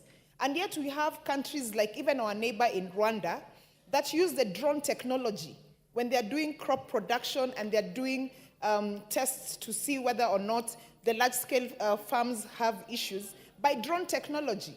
Why wouldn't we do that in Kenya? Because that would actually enable us to save money. Honorable Speaker, we need to stop being scared of going the technology way, because the technology way in a lot of these departments would be able to enable us to save money. The other thing, Honorable Speaker, for example, if we had really good technological interventions within this country, even in the offices of the MPs, if, for example, like I see in the CS offices where they have the Huawei digital platform where they can be able to have their meetings there, if we did have that, then we'd be able to save so much money. Honorable Speaker, the other thing that we need to speak about in this country is corruption, budgeted corruption, because there's a lot of embezzlement of funds in terms of budgeted corruption. By the time we are asking different departmental committees to give us their budgets, have we been able to actually go back and check against their performance contracts? Were they able to even deliver what was put in their performance contracts? We don't do that. All we do is that we treat this whole country as a cost center. And the reason why I say that, Honorable Speaker, is because you will rarely ever see, when you're having departmental committee meetings with the different ministries in this country, never ever will you see a departmental committee come with a document telling you how they're planning to make revenue, how they're planning to raise revenue. Honorable Speaker, this takes me back to something that the Right Honorable Raila Amolo Odinga really wanted for this country. He once said that as a country, we should have one product per county. What that meant was that every county would be able to focus on a specific product, be very good at it, and actually raise revenue within their own streams from that. Those are some of the austerity measures we should be talking about as a country. We should be talking about, now that we don't have a finance bill 2024, and everybody is giving excuses why we cannot do any development because now there's no money, because we are depending on taxes. Why are we not, as a country, thinking of how else to bring up innovations and investments for us to be able to raise money? Must it always be that we are raising money from taxation? I'll give you an example, Honorable Speaker, of the Ghanaian government right now. They have really focused on investment, an investment-driven government, for them to be able to actually raise money from other sources other than taxation. And I think for a country, that's the direction we should be thinking. Honorable Speaker, having said that, I just want to support this particular bill. It's a first of its own, where we are reducing expenses. We are taking things in the right direction. But I also, just as I conclude, want to invite us to start thinking outside the box and really start thinking of how we are going to drive the economy of this country from where it is to a better economy, by actually looking at ways in which, as a country, we can begin to raise money on our own. I submit.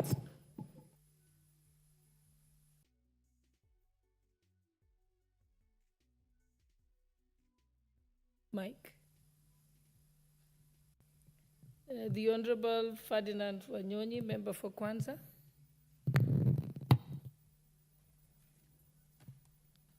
Madam Speaker, thank you very much for the opportunity. And I take on the very onset, my position is that actually this appropriation bill, number 2, 2024, is a very unique one, Madam Speaker, noting that it's come before the bill itself. the financial period 2024-2025. In all sense, I think it's a very unique approach, and it's just because some people were not happy with the bill, and so it was rejected. And my take is that I think in this appropriation bill, I also want to take this opportunity to thank the chairman, who has done a very good job, and I want to say echo to him, because first and foremost, the actually appropriated the funds to agriculture and health. In agriculture, I think the thing that actually very impressed me is that first, we're going to have the fertilizer subsidy, which is about 7.5 billion. And I hope and pray that it'll be there on time, so that it can be able to have our farmers access the fertilizer on time. At the same time, Mr. Speaker, the fertilizer is also going to be under hope and pray that the department or the Ministry of Agriculture on the importation of this fertilizer be done on time, so that you can be able to have it ready when the season of planting is there, so that it's there, and at the same time, after planting, we hope and pray, Mr. Speaker, that there will be also top pressing a fertilizer on time.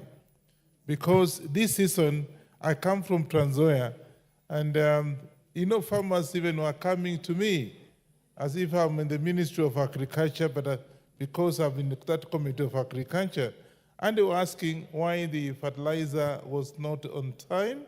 Secondly, when we finished, the top pressing fertilizer was not even there. So I want to thank the committee for having come up with this, and there is a hope and pray that we'll have fertilizer on time, including, of course, top pressing on time. Secondly, as we go on, the fact that in agriculture, again, you have got money appropriated to import the milk coolers. Mr. Speaker, the milk coolers are very important for our country. First, it will encourage farmers to be able to do dairy farming, which, of course, as you know, we are in a tropical country, and therefore dairy farming is actually very appropriate here. And at one time, I was in the Middle East. Those days when I was working for Kodak, you would go to the Middle East, and when you go for breakfast, you'll get milk from this country. But today, you go there and find that when they serve you, you find milk coming from Uganda. Then when did the rain start beating us? I think the milk coolers that you are having are not just for the sake of it. I think they are going to encourage farmers to do dairy farming and be able to have enough milk for exportation, both milk powder and even in liquid milk to be able to. So this again, you have given some money to be able to import the milk coolers, which I think is very, very important, and I think I want to say congratulations. Then, of course, we have money, which again, that the Minister of Education, again, the Minister of Education has been given money, the feeding program. That encourages, because some areas, Mr. Speaker, you find that children are not even encouraged to go to school because there's nothing in school. They would rather stay at home and drink water than going to school, maybe some 5, 2 or 3 or 4, or even 3 kilometers away, and there's no feeding program. So again, this supplementary budget, I think, bill, I think has helped us and has going to encourage our children to go to school and stick to the school, other than going there and running away because there is no food. So the feeding program, I think, is quite good, is very encouraging. And of course, CSS, again, from what the chairman has just read, is that they are going to be paid. So again, there's an encouragement of those who actually have finished training as teachers, and I think will be paid for their services, and that was actually lacking, including, of course, the Minister of Health, Again, that again is something that this supplementary appropriation bill has again taken note and going to be able to pay for that. More important, Mr. Speaker, is that we, when the original bill was cut, people actually made very bad remarks. We lost actually electricity because you had been located, I think, 52 million shillings by every constituency for rectification in the rural area. Imagine that gain went, and you have not revived that. I hope and pray that during the year, as we go forward, we'll be able to locate a few coins to be able to have electricity actually in the rural areas, because we had 52 million shillings in every constituency. Again, that was thrown away because the bill was rejected. Same thing with the CDF. I think we also lost some money, but never mind. These cuts, I think, are going to help, because some of them is because, again, Mr. Speaker, it was actually appropriation of some of the funds. You'll find the ministry has 2 or 3 departments, and of course they do the same thing. You find duplication of services, which again is something that I want to say. The cuts that are in the ministry is not for nothing. It's because I think the committee looked at some of the departments and ministries are actually a duplication of services, and therefore that again is going to help save some money for doing other important projects and reallocate the funds elsewhere. So, I think the taxations actually that people complained about, I think, have been reduced. And I hope and pray that when we pass this appropriation bill, supplementary bill, we hope nobody can raise his finger complaining that this budget has again been reintroduced after being rejected.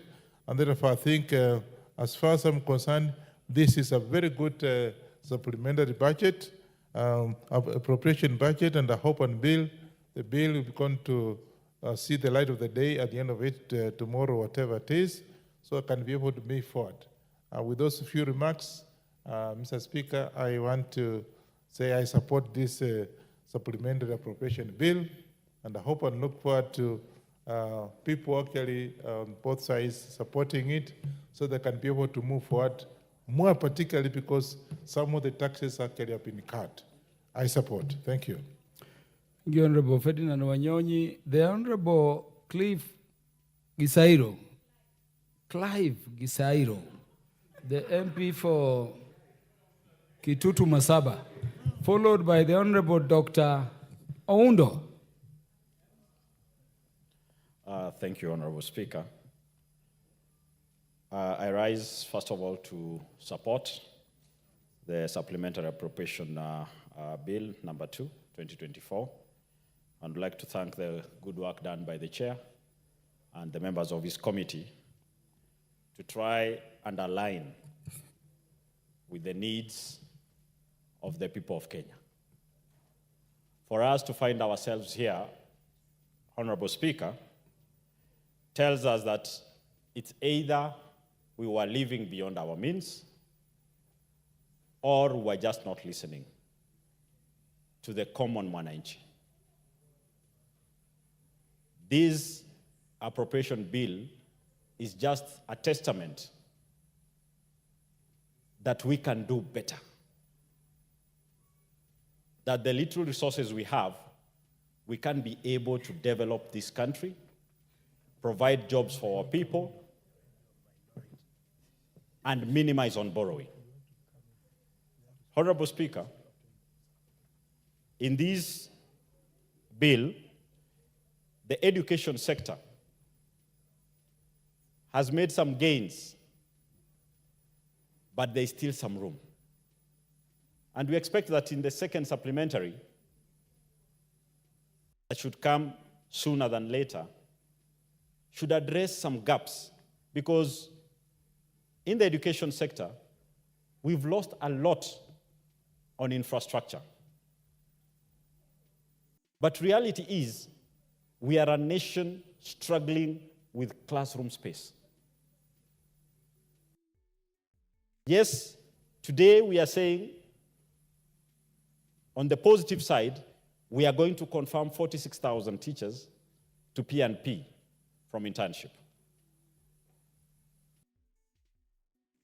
But grade 9 is starting in a few months' time. We have a gross shortage of classrooms. Equally, while we confirmed the 46,000, the initial plan had been to confirm 26, leave 20,000, and an internship, and recruit an additional 20,000 to bridge the gap.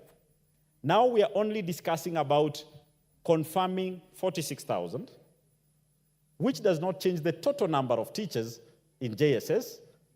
Therefore, we shall be having a shortfall come January 2025. We therefore need to ensure that in the second supplementary, we have a discussion of bringing on board an additional number of teachers, not less than 20,000. Otherwise, we're going to have a crisis come January 2025. Honorable Gisero, the chair for the Departmental Committee on Education is not present, but I know he's listening, and our good chair of the Budget and Appropriations Committee too, because we are talking of JSS.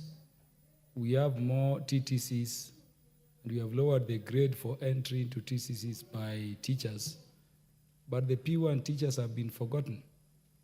Many of them are retiring without employment. Sure. So I wish you could firm up that point, because you know the heart of the chair of Budget and Appropriations Committees with the nation and with the teachers. Yes, Speaker. I'm very sure that the chair is taking notes using his phone, because I know he's digital. He's been embracing the Gen Z agenda. Mr. Speaker, when we look at, again, the higher education, we again have challenges there. We've gone around through around this country to universities. There is a big disconnect between the people sitting in Nairobi and the student in the university. It's my strong belief that we need to enable the higher education to move around, to get in touch with the reality. But for us to insist that the university student, when they have an issue, they have to travel all the way to Nairobi for their problems to be solved, we are actually making a problem worse for our youth. So we need to properly fund the higher education loans board, be it administrative and other services required for them to reach the students down there. We appreciate that in this budget, the security has been well taken care of, that our police officers will get a better pay. These are people who provide security to us. These are people who are always on the front line to combat crime and other ills in society.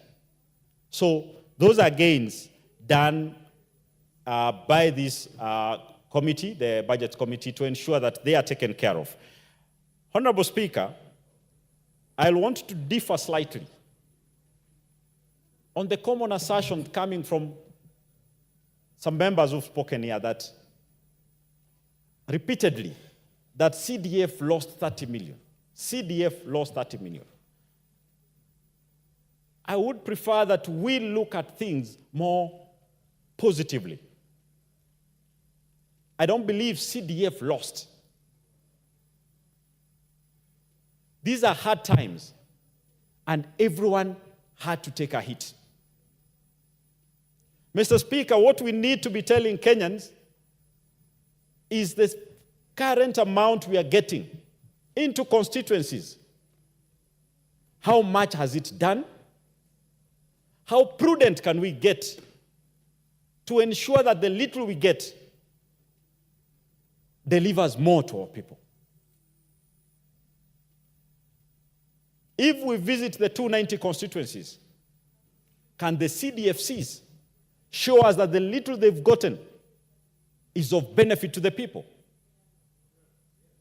If it is, let's be more efficient on what we have. Let us not cry of losing, yet it is not a deduction. We anticipated more, but that more now is not there. So we are retaining what we already had. So let us not dampen the mood. We've done well with the resources we've had. We can do better with the very same resources. Mr. Speaker, on the health sector, again, this supplementary budget goes ahead to ensure that the interns are well taken care of, because we need a healthy nation. We need our youth to have jobs. It is painful for any parent to educate a child, only for this child to come and sit outside with a medical degree, clinic officer training, but sitting at home. So this is also to say that the government has taken concern on our health providers and ensuring that they're all taken care of, and we keep absorbing more. Honorable Speaker, we would like to inform that those who will be coming in, the new appointees, because some now happen to come from near where I sit here, we will still be hard on them if the views of the Kenyans are not taken into consideration. This was a starting point to have a progressive country, a country that presents to its people a progressive budget that indicates our ability and us living within our means. Honorable Speaker, electrification is a challenge. And we hope that in the next supplementary budget, rural electrification gets more funding. And lastly, Honorable Speaker, we are still wasting money on state departments that can be merged. We need to look into areas that can be consolidated to save taxpayers money. I thank you, Honorable Speaker, and I support this supplementary appropriation bill number 2. Thank you. Dr. Wilberforce Oundo.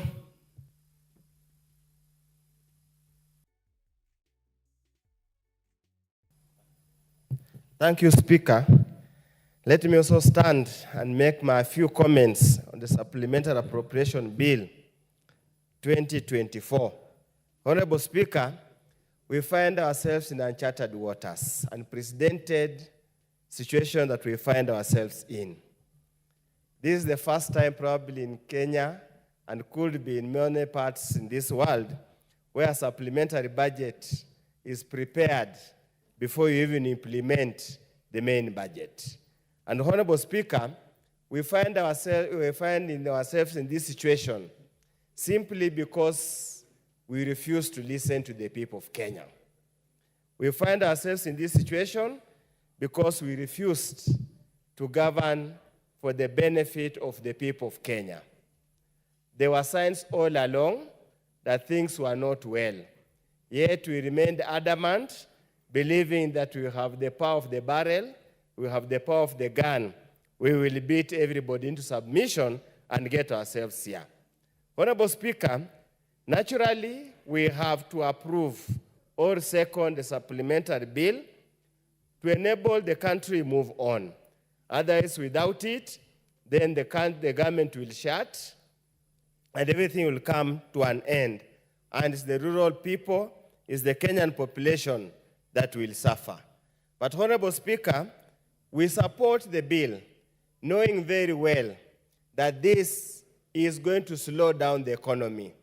We support the bill, knowing very well that this bill is going to lead Kenya into a terrible recession. We support this bill, knowing very well the little gains that we ever made, starting from the day of President Emilio Mwai Kibaki, are going to be rolled back drastically. Honorable Speaker, in a country, in a third world country like Kenya, where the government plays an important role in the locomotion of the economy, when the government is not spending, there is no economy. There's nothing that will grow.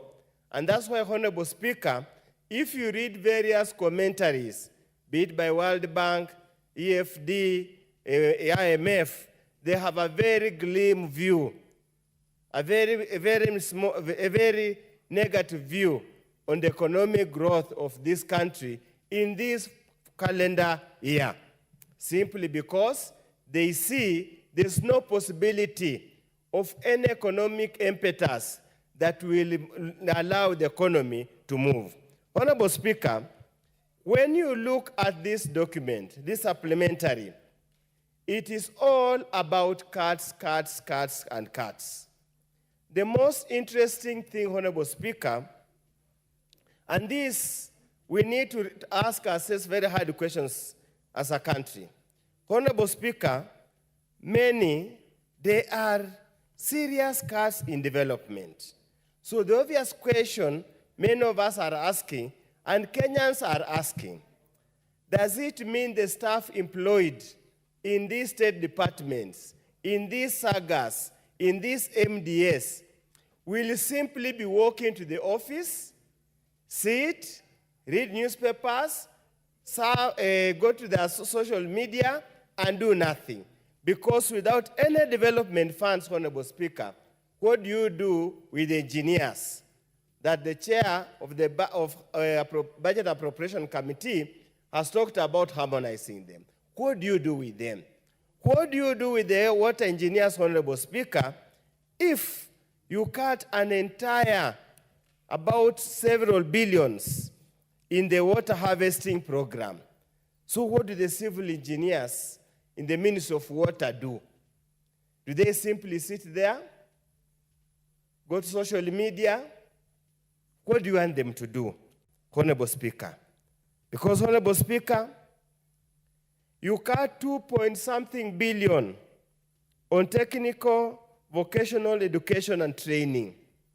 Yet, Honorable Speaker, the hallmark of Vision 2030, MTP3 and MTP4, was to equip Kenyans with skills to ensure that they participate in the manufacturing sector. Honorable Speaker, so what are we going to do to achieve the target 15% GDP contribution from manufacturing if we do not invest in skills acquisition, Honorable Speaker? Are we really serious in what we do, Honorable Speaker? Honorable Speaker, I would go on and on, but Honorable Speaker, the massive cuts, Honorable Speaker, in the education sector means, therefore, even the school infrastructure is not going to be there. We're not going to have money for school infrastructure. Yet by 2026, Honorable Speaker, we are expected to transition to the new education system as they move into the senior secondary. Even by next year, Honorable Speaker, many schools in rural Kenya do not have classrooms for grade 9. What are we going to do to house these boys and girls who are so fired up and energetic enough, they want to go to school, Honorable Speaker? What are we going to do? Even when you go to the current sector, I want to spend a little more time in education. You find that a whopping 10 billion, Honorable Speaker, has been taken away from teacher resource management. Therefore, it means the so-called retooling, retraining the existing teachers towards to enable them handle secondary school, senior secondary school, be it STEM or these various pathways, Honorable Speaker, is no longer going to be there. So we are going to limp through. We'll get teachers who are ill-trained, who are ill-prepared, Honorable Speaker, to manage the affairs of that particular category. Honorable Speaker, it is indeed a sad event.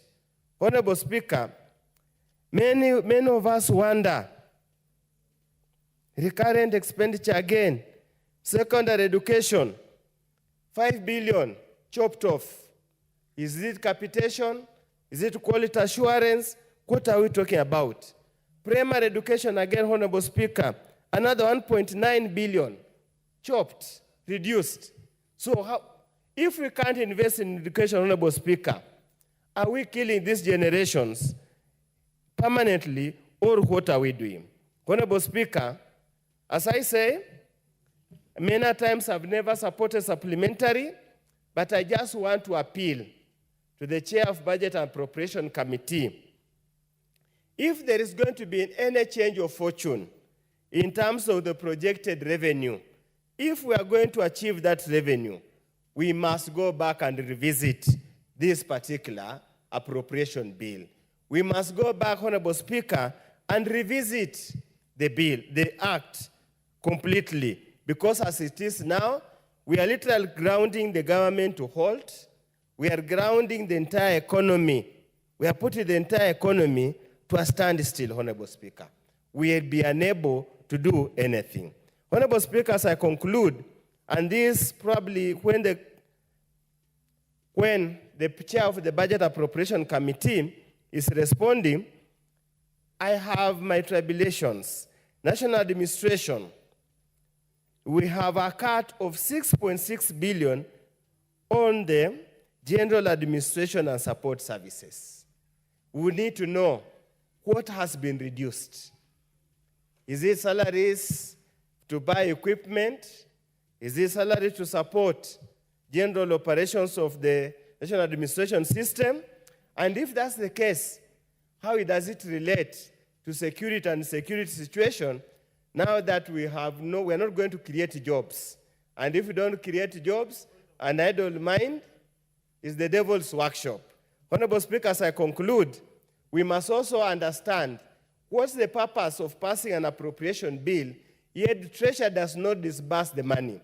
When you see the departmental committees, the PSS and the state corporation continuously lament that 30 to 40% of what is appropriated is never disbursed. We are running a broken system. As we support, we must go on record. We are running a rudderless and a broken system, Honorable Speaker. Thank you, Honorable Speaker. Thank you, Honorable Dr. Undo. The Honorable Cynthia Muge, attending to some state duties. The Honorable Charles Ngusia. Thank you, Mr. Speaker, for this chance and opportunity to want my voice on this important, unique, and in fact,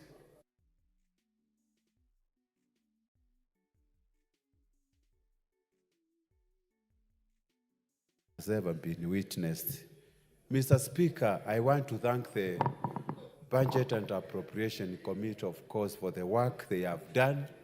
This year, they have had to contend with doing 2 appropriations bill in a span of less than 4 months because of the historical happening we witnessed recently in our constituency during these Gen Z activities, Mr. Speaker. Let me support it, but with a lot of reservation, Mr. Speaker. Number 1, JSS education sector has won by confirming our interns. But, Mr. Speaker, if you look at the primary schools, we have got over 300,000 trained primary school teachers who we have totally forgotten as far as employment in the education sector is concerned, Mr. Speaker. Where are we condemning these 300,000 P1 trained teachers, Mr. Speaker?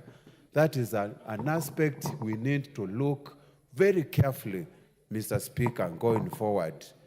The other issue in education sector, while we appreciate the CDF is remaining constant, and let us stop misleading this House, CDF is going to remain the way it was since the last financial year, Mr. Speaker. I would like us to focus on the issue of infrastructure in our technical institutes, in our universities, in our primary schools, in our secondary schools, Mr. Speaker. Now the sector has hugely been affected, and we are going to witness what we call crisis in the education sector because of the 5 billion budget cut, Mr. Speaker. Mr. Speaker, on the issue of agriculture, that is okay. We need to give our farmers fertilizer so that the productivity in that economic activity union activity can actually be improved. And the issues of course, Kenya coffee farmers getting more funds will be good. The issue of milk production, Mr. Speaker, which is an essential community in our community, Mr. Speaker, is going to benefit on that. Then, of course, another winning sector is the security. The police officers will be rewarded by salary increment, Mr. Speaker. But, Mr. Speaker, based on the unfolding in our country, I suggest our president, even the budget and appropriation committee, the housing levy we are now paying. Why can't we take this money first to go to police officers, make them good housing units instead of actually going commercial way? Let us invest this money first of all in improving the public houses we give our civil servants, Mr. Speaker. Then we can generate into economic activities, Mr. Speaker, we are going to witness. Of course, the budget of school feeding program has been retained, but this should be universal. Children are being discriminated, especially the areas which are regarded as not marginalized. Like my constituency, I don't have an existing feeding program. We need to feed our students and our pupils all over the country without discriminating them, whether you are coming from a livestock or another community, Mr. Speaker. So I think going forward, the next financial year, we need to put what we call feeding program in all our primary and secondaries, especially primary schools, Mr. Speaker. Mr. Speaker, now, the country doesn't need austerity measures. What country needs is economic stimulus, Mr. Speaker. When the government is not spending, there is no economic growth, Mr. Speaker. When we are witnessing the rising issues of interest rates going up instead of going down, the economy is not going to recover. When we are experiencing political instability, there's nothing, Mr. Speaker, we are doing. So, Mr. Speaker, I suggest, while it is appropriate to put austerity measures, we need to form a task force that is going to oversight what we call economic stimulation program, Mr. Speaker, for our country to be able to grow economically, Mr. Speaker. Mr. Speaker, the budget chair has stated that 47 sanghas are going to be dissolved. And these sanghas were actually merged or dissolved, wherever the technical term you are going to use. These sanghas most of them were formed by the Parliament Act. I would like to request we exercise this issue carefully. Before dissolving some of these sanghas, we need to sit down and discuss in a holistically view whether we need them. But we cannot just wait one committee or one person to decide whether a saga is good for us or it is bad for us, Mr. Speaker. The law has to be followed because majority of them were established by the Act of Parliament, Mr. Speaker. Mr. Speaker, the issues of revenue collection needs to be relooked in our economy. I am sure whatever we are taxing Kenyans is sufficient to support growth, especially in our electricity sector, which is which has been advancedly affected. Each of the constituencies could have gotten 50 million, but still, the money we are paying as taxes, we can afford to give each and every constituency, each and every Kenyan, each and every institution set up by the parliament, we can give electricity, and which is a basic thing, Mr. Speaker. With those few remarks, I support, and I still insist, let us relook into supplementary 2 and reinstate these funds for electricity. Every Kenyan is entitled to have electricity, water, and food. Thank you, Mr. Speaker. I support. The Honorable Dr. Makali Mulu, the MP for Kitui Central. Thank you, Honorable Speaker. Honorable Speaker, I also stand to support this. And as a member of the Budget Committee, let me make these 2 statements, opening statements, just to put the record straight in terms of what Honorable Oundo and part of what Honorable CNN has said.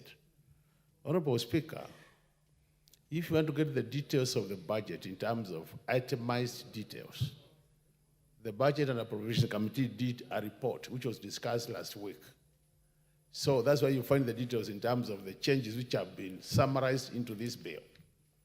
The second point, Honorable Speaker, the fact that we are proposing some changes to the parastatals or these sagas does not mean that we will not use the law. I want to remind honorable members that, honorable members, you did pass a law called Privatization Act. And that act stipulates very clearly what needs to be done before a parastatal or a saga is either privatized or merged with another one. So the law is very clear, it will be followed. My comments on this supplementary bill, Honorable Speaker, are as follows. Last week we did discuss the budget appropriation report. Last week we also went through a committee of supply, which was a committee of the whole house. And this is just a summary of the things we discussed last week. So in short, Honorable Speaker, you will not find anything new in this bill, which was not captured in those other reports. But I want to pick 3 items which I think are important for Kenyans.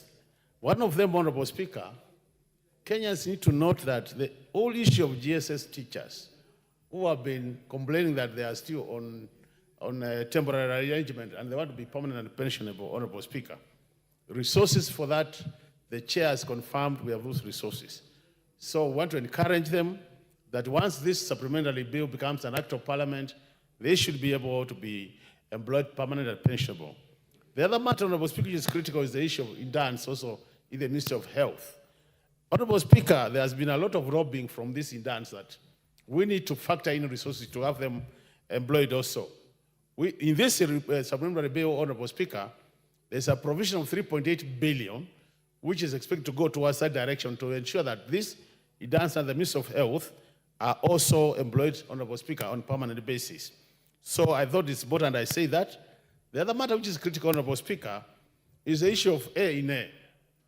Honorable Speaker, after we made a decision to scale down the budget because of the issues of the withdrawal of the finance bill, a lot of institutions have come up with proposals to have their ceiling for A in A improved or raised, Honorable Speaker.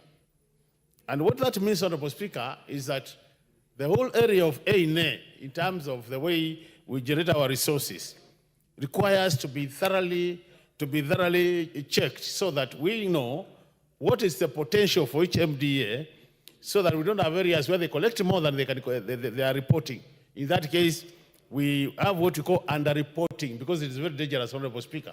What it means is they will have more resources as compared to what we have appropriated for them. And that leads to either unnecessary expenditure or expenditure which is not controlled by Treasury. But Honorable Speaker, 3 observations which I think is important as we move to the future.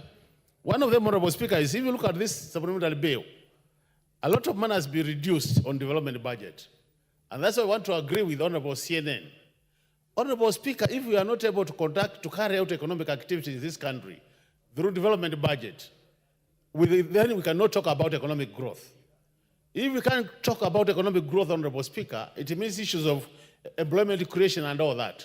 So this is an area, Honorable Speaker, we need to consider as a House, as we move through the future, how can we ensure that we have more money for development as opposed to more money for recurrent? In that case, we'll be helping the economy. The other matter, Honorable Speaker, which is critical, is the issue of budget deficits. I realized initially when we started discussing this, we were saying we'll be borrowing about 141 billion, Honorable Speaker. From this bill, this figure has moved up to 170 billion. What it says, Honorable Speaker, is that our appetite for borrowing still continues to be there, Honorable Speaker. And we have said very many times, this area of public debt is an area we really, seriously as a country, need to discuss and agree on way forward. For example, the budget deficit has now moved from 3.8 to 4.3%. And it is obvious, Honorable Speaker, it is very difficult to develop a country through borrowing. I think time has come when we must look at our public debt and say, what do we want as Kenyans? I think Kenyans out there, they have told us that borrow less, see whether we can use our own resources. And what Kenyans have said, since they have said they don't want to be taxed more, what it means, Honorable Speaker, is can we look at our expenditure items and come up with a good prioritization of the expenditure items so that at the end of the day, Honorable Speaker, we only fund what's very key or what is very core for this country. And in that case, we'll be growing the economy and Honorable Speaker will be helping this country. So as I conclude, Honorable Speaker, because those are the only things I wanted to say, our colleague and friend, Honorable Bandi, who we've worked together on these matters of budget for a long time, is the man who is supposed now to be dealing with this budget, Honorable Speaker. And I can tell you, Honorable Speaker, it is not going to be easy. So I just want to say, we wish him well. He has been having very good ideas together with me. Now he has the opportunity to implement what we have been saying should be implemented. I will be still reminding him what we have been saying every day so that we help this country move to the next level. What I want to appreciate most is now that we agree this side of this divide of the House has some brains which can help this country. We want now to make sure that we use this brain called Bandi so that we move Kenya to the next level. I'm convinced he has what it takes to move Kenya to the next level. But he has to implement what we have been discussing with him. For him to implement that, Honorable Speaker, he will require the political goodwill from the highest office. So I want to plead the highest office to provide that political goodwill. Because if it is not there, Honorable Speaker, we'll be going back to where we have always been. Thank you, Honorable Speaker. Honorable Makali Mulu, before you, because you have some 1 or 2 minutes, you know you are a long-serving member of the Budget and Appropriations Committee. And thank you for the compliments to our colleague, the Honorable John Badi. But Honorable Makali, informed the House something at page 910. This line R2044, now that you are in the Budget and Appropriations Committee, you see the last item there? Yeah, last item is? This Senate legislation and oversight, is it inclusive of that thing called Senate Oversight Fund or it excludes it? Yeah, Honorable Speaker, if you look at the detailed report, we did agree that there was some money for Senate oversight. So this figure includes part of that money. But what we said as a committee, and it is probably documented, is that there should be a very clear framework on how this resource will be utilized. So that by having this framework, we'll also ensure that there is also accountability for the same resources. So in the past, they have used the money as part of the normal office operations. This time we are insisting there must be a very clear framework on how the resources will be used. Thank you, Honorable Speaker. Yeah, so you are saying that fund that was being created is not there? No, the money is there because, you know, it was not a separate fund. What they did is just to budget as part of the normal Senate resources. But we are saying now we need a very clear framework so that when the money is used by the senators, issues of accountability are not overlooked. That is the position of the Speaker. And so the senators will be paid salary for legislation and oversight, and they'll also have a Senate oversight fund. Do you confirm that? Yeah, okay, that should be the position. Thank you. The Honorable Joanna Ngeno for purposes of balance, followed by the Honorable Francis Sige. Thank you, Mr. Speaker. On this particular opportunity to delve into this supplementary budget appropriation bill, number 2 of 2024. Speaker, we all understand that the bill, the process that we are handling today is a process which has gone through, I think it is the first budgetary appropriation that has gone through a lot of turmoil and feelings and of course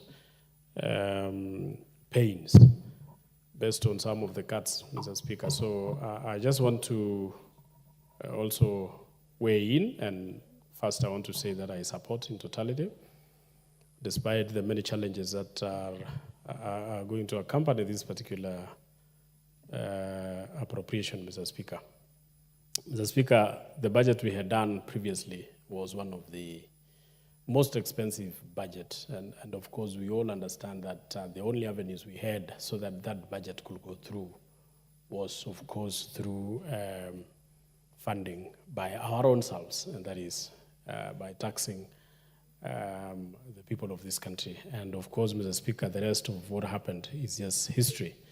What I want to say, Mr. Speaker, is that I want to thank the chairman and the committee for the support they gave to the particular departmental committees on their particular presentations they made, and of course, the aligning of several needs by several departments and of course, the needs of the country. Speaker, I want to state categorically that our Department for Housing, the Speaker, although there were some few adjustments on some of the allocations, we still believe that what has been passed, Mr. Speaker, will be enough to run the State Department and, of course, to do the affordable housing and institutional housings and, of course, hostels and the rest of the other infrastructural activities that are within that particular budgetary proposal. Mr. Speaker,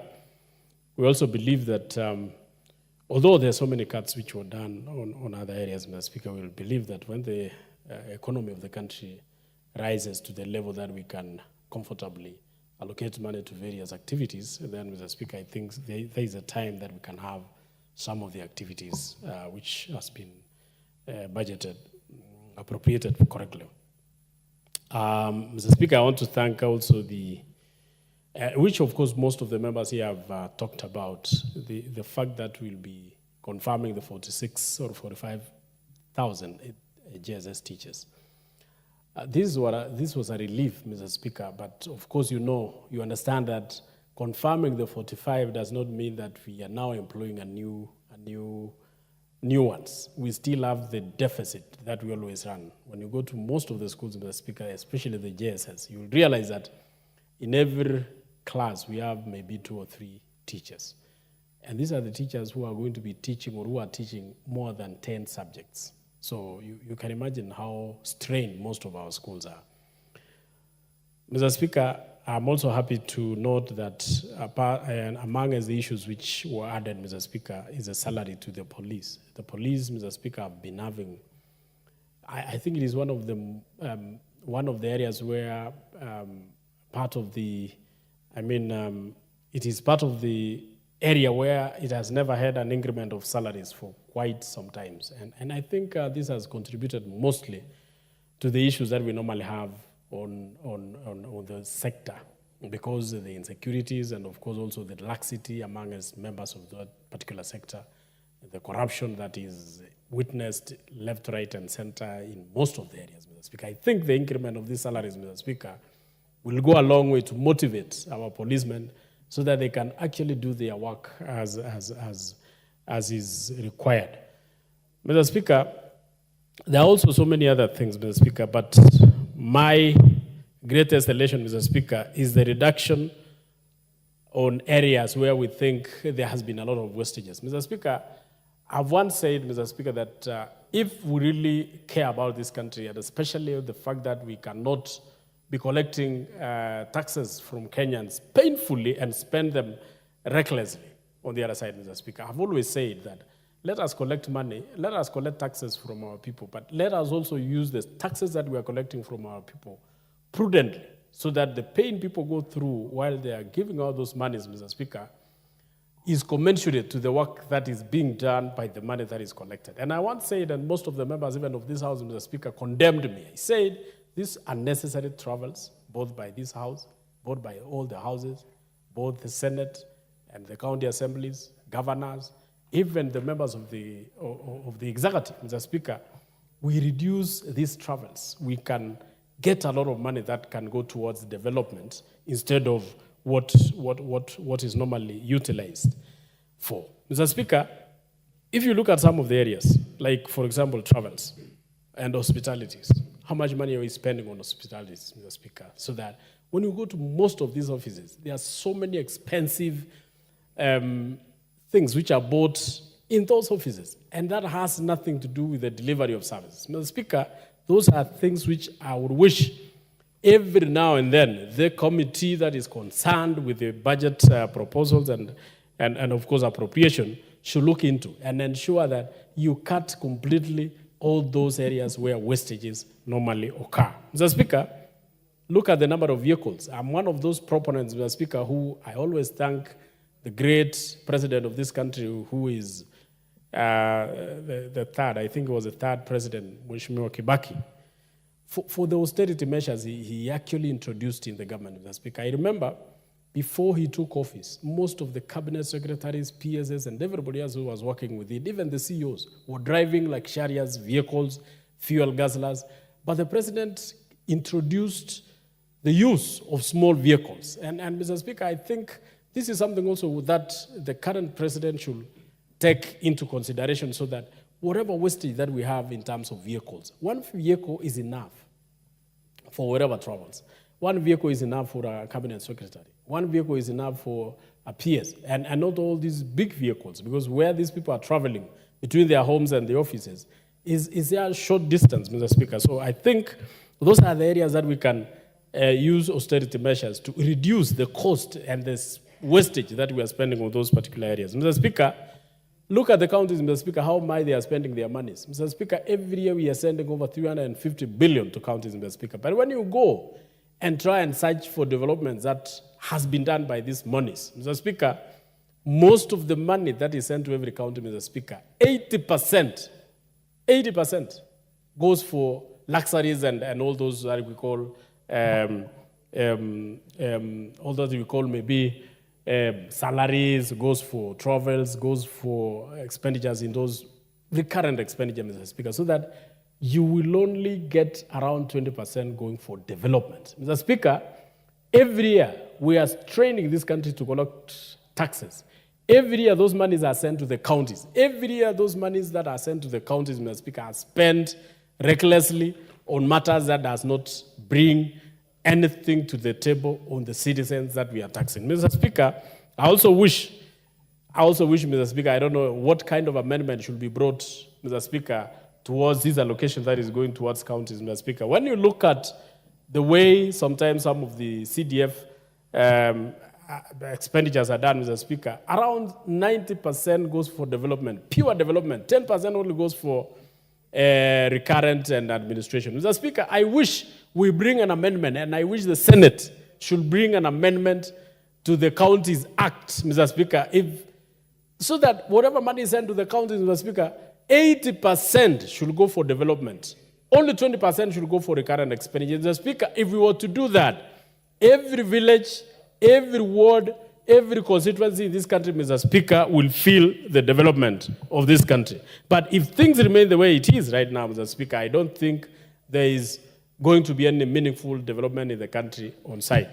Lastly, Mr. Speaker, we must also, as a house, ensure that whatever we budget, the appropriation that we do to this, in this house, Mr. Speaker, goes towards real development, roads, electricity, water, and of course, the bursaries, Mr. Speaker. When you look at how much we are appropriating every year in this house, Mr. Speaker, and then you go to the village and find there are no roads. Mr. Speaker, I think it is high time also we ensure that we ring fence some of the allocations towards roads in the Chairman, 2 minutes. 2 minutes. Thank you. Thank you, Mr. Chair, Mr. Speaker, for allowing me those 2 minutes.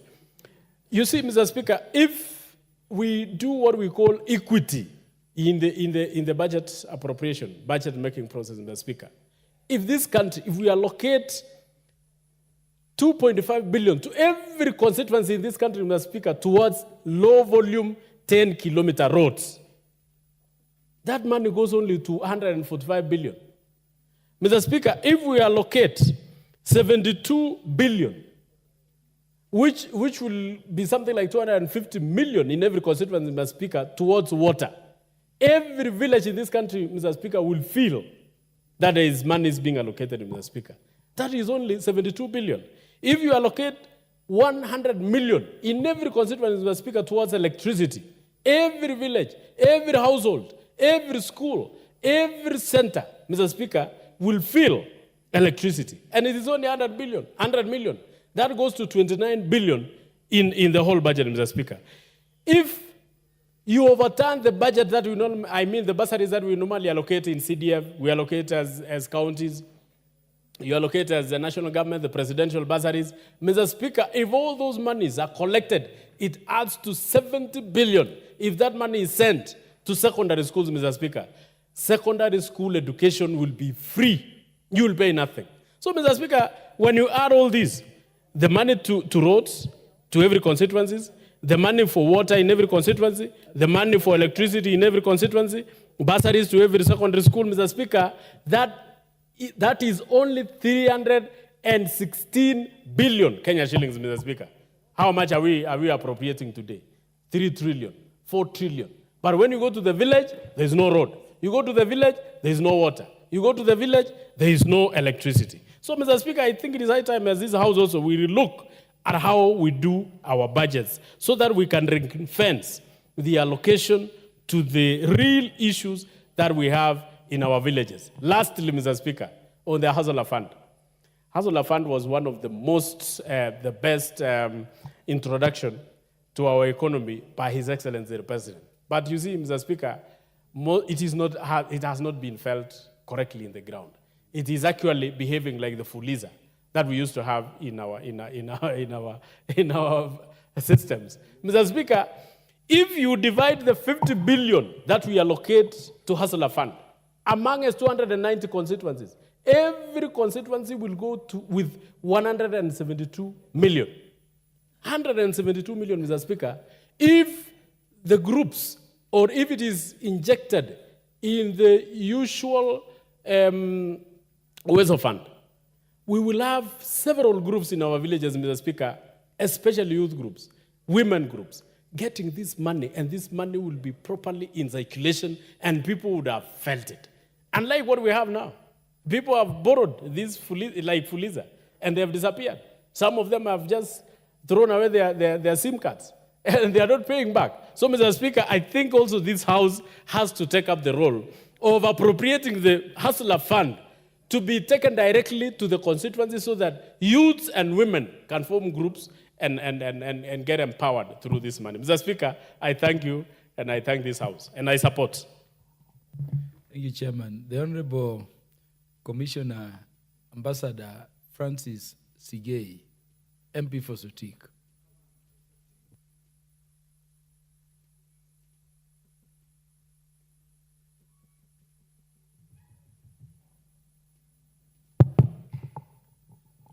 Thank you, Mr. Speaker, for giving me this opportunity to also support this bill. Mr. Speaker, on the onset, I would like to say that this is a very progressive bill, and I want to thank the chairman of the Appropriations, Budget and Appropriations Committee for this wonderful job they have done. And more importantly, Chairman, for the very straight, clear, and articulate manner in which he addressed the House on these issues. Mr. Speaker, I want to mention a few things which I believe have come out very clearly in this bill. Number one, Mr. Speaker, is the issue of subsidized fertilizers. Mr. Speaker, we want to thank the President of this country for making a decision to give subsidized fertilizers, not only to the maize farmers, but all the sectors in the agricultural economy. Mr. Speaker, we know, and in fact it is everywhere in the newspapers today and yesterday, that we now have pamba harvest in this country. I'm talking particularly about maize. We have a lot of maize in the entire Rift Valley and even other places that we are able to get pamba harvest. Mr. Speaker, this is an issue which was giving us a lot of problems, the food security. Mr. Speaker, this has been addressed very, very clearly. What I would like now the President and this budget to address is the issue of now buying maize, which is in surplus. Mr. Speaker, for many years, the farmers who are dealing with crops like maize have been having a very raw deal in the mere fact that whenever they have surplus, it's a problem in disposing this produce, and therefore they will not get the value for the money. Mr. Speaker, I would like to ask the ministry, the budget committee, to address this issue. Mr. Speaker, I also want to say I am very grateful, particularly for dairy farming, that this budget is going to address the issue of subsidizing, looking at the price. And this has been stated by the head of state, that the price per liter for maize in this country will not come below 50 shillings. And therefore, our farmers are going to be very happy with this bill. Mr. Speaker, I want to also thank the chairman of this Budget and Appropriation Committee for addressing the issue of the police officers. Mr. Speaker, I sit in that Committee of Administration and Internal Security, and we really were very disheartened when we had a very big cut on security. And Mr. Speaker, I want to tell you and tell this House that the police officers are really working under duress, Mr. Speaker. And we know that they are very important officers in this country. You can also attest to the fact that our police officers are also doing a good job. Mr. Speaker, in Haiti, for example, the officers who have gone to Haiti, and when they were leaving to Haiti, we had a lot of skepticism when they were going there. But now, Mr. Speaker, these officers are doing a fantastic job in Haiti.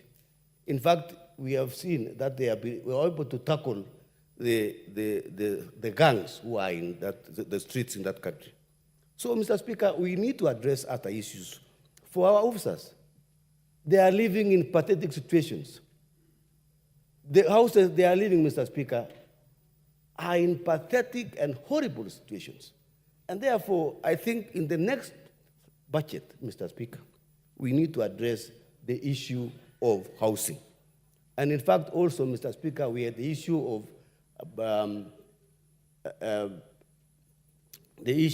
officers who are living outside the police stations. We also want to address the issue of the officers who have not had the uniforms. The uniforms is an issue which we need to be addressed in the police station. Again, Mr. Speaker, I want to talk about the issue of wastage.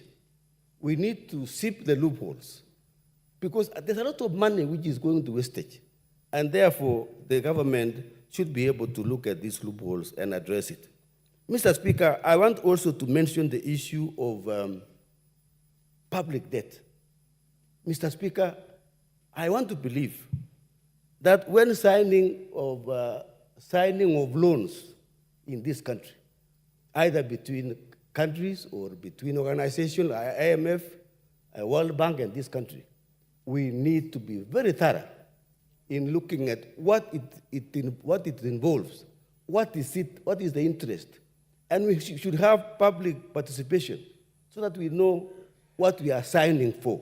Sometimes, Mr. Speaker, in the past, we have seen loans being signed without knowing the details, and what it entails to have this thing.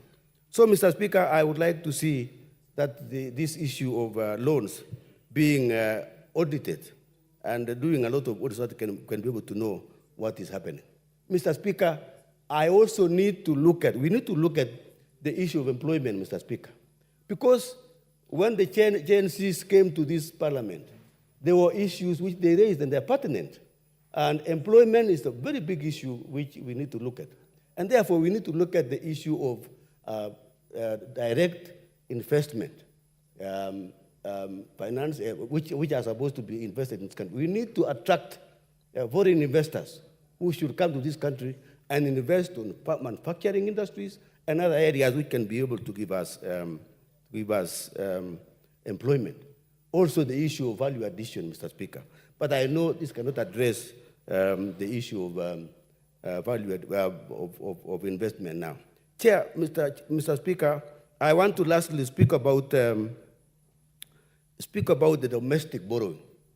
I think, Mr. Speaker, we need to look more of borrowing within this country, within the domestic industry, so that we can be able to stop over-relying on the foreign borrowing. Mr. Speaker, there is one thing which I want to mention, and this is the last one, is the issue of teachers. I want to say the issue of absorbing the 6,000 teachers in this country was a very big plus for the budget. People who were hired as interns, teachers, who are going to give us problems. In fact, already they were demonstrating, and we would like to applaud the budget committee for actually retaining these teachers. And that also goes for the intern doctors who are going to give us some valuable services for this country so that we can be able to reduce the issues. We need to have more teachers. Mr. Speaker, I want to ask the budget committee in the next budget, they need to address the issue of the 20,000 teachers to be employed so that we can be able to reduce the problem which we have in education. Mr. Speaker, there's an issue which I want to address which is not in this budget, Mr. Speaker, the issue of peace in this country. I think if we are going to address the issue of budget, we need to equally address the issue of peace in this country. Mr. Speaker, when we had a problem here in Parliament, everybody knew that security is paramount. And each of us, any of us who was here in Parliament, had to run for their lives. Mr. Speaker, peace is very important. And everybody in this country must address the issue of peace. We must keep peace in this country, and every Kenyan must be able to take part in ensuring that peace prevails in this country. For any development, for any budget, peace is very, very crucial. Mr. Speaker, I support this bill. Thank you. Thank you, Ambassador. The Honorable John Gitonga. Thank you, Honorable Speaker. I also take toll and rise to support the Supplementary Appropriation Bill number 2 of 2024. Honorable Speaker, I also want to take this opportunity to commend the committee, Budget and Appropriation Committee, especially the chairperson, for Honorable Speaker spending the very last minute trying to come up with a bill that, Honorable Speaker, every member, as I've heard, is in support of what has come out after the experience of the last finance bill. Honorable Speaker, I want to say that one of the things that has actually appeased me is the fact that, Honorable Speaker, we have learned to actually look at internal measures to cut on our costs, to cut on our spending. And, Honorable Speaker, this House has also taken toll and reduced on its usage, and many other, Honorable Speaker, ministries and parastatals. And I want to take keen interest, Honorable Speaker, with the merging of parastatals that have been duplicating duties, and also, Honorable Speaker, using taxpayers' money in ways that it is not necessary, Honorable Speaker. Honorable Speaker, I want to call upon this House to actually continue looking at even more ways of reduction of spending in our government that is not necessary. Honorable Speaker, let us actually, as we tell Kenyans to tighten their belts, let us also, Honorable Speaker, tighten the belt that is of government. And Honorable Speaker, many, even including advisors of government, have come out clean to say that there is a lot of wastage in government. Honorable Speaker, it is upon this House to look at where the wastage is, to see where we can actually ensure that we have reduced to efficiency the amount of money that is used in government and put money where we can get full value. Honorable Speaker, we need to put our resources where we can conjure growth of our economy and ensure we have a healthy economy. Honorable Speaker, that actually calls for review of even governance of our big system of governance so that we can have a lean governance structure. And Honorable Speaker, if we are able to put our monies in issues such as agriculture, and Honorable Speaker, while I welcome the good budget that has been put in the Ministry of Agriculture on issues such as empowerment of farmers through subsidy fertilizer,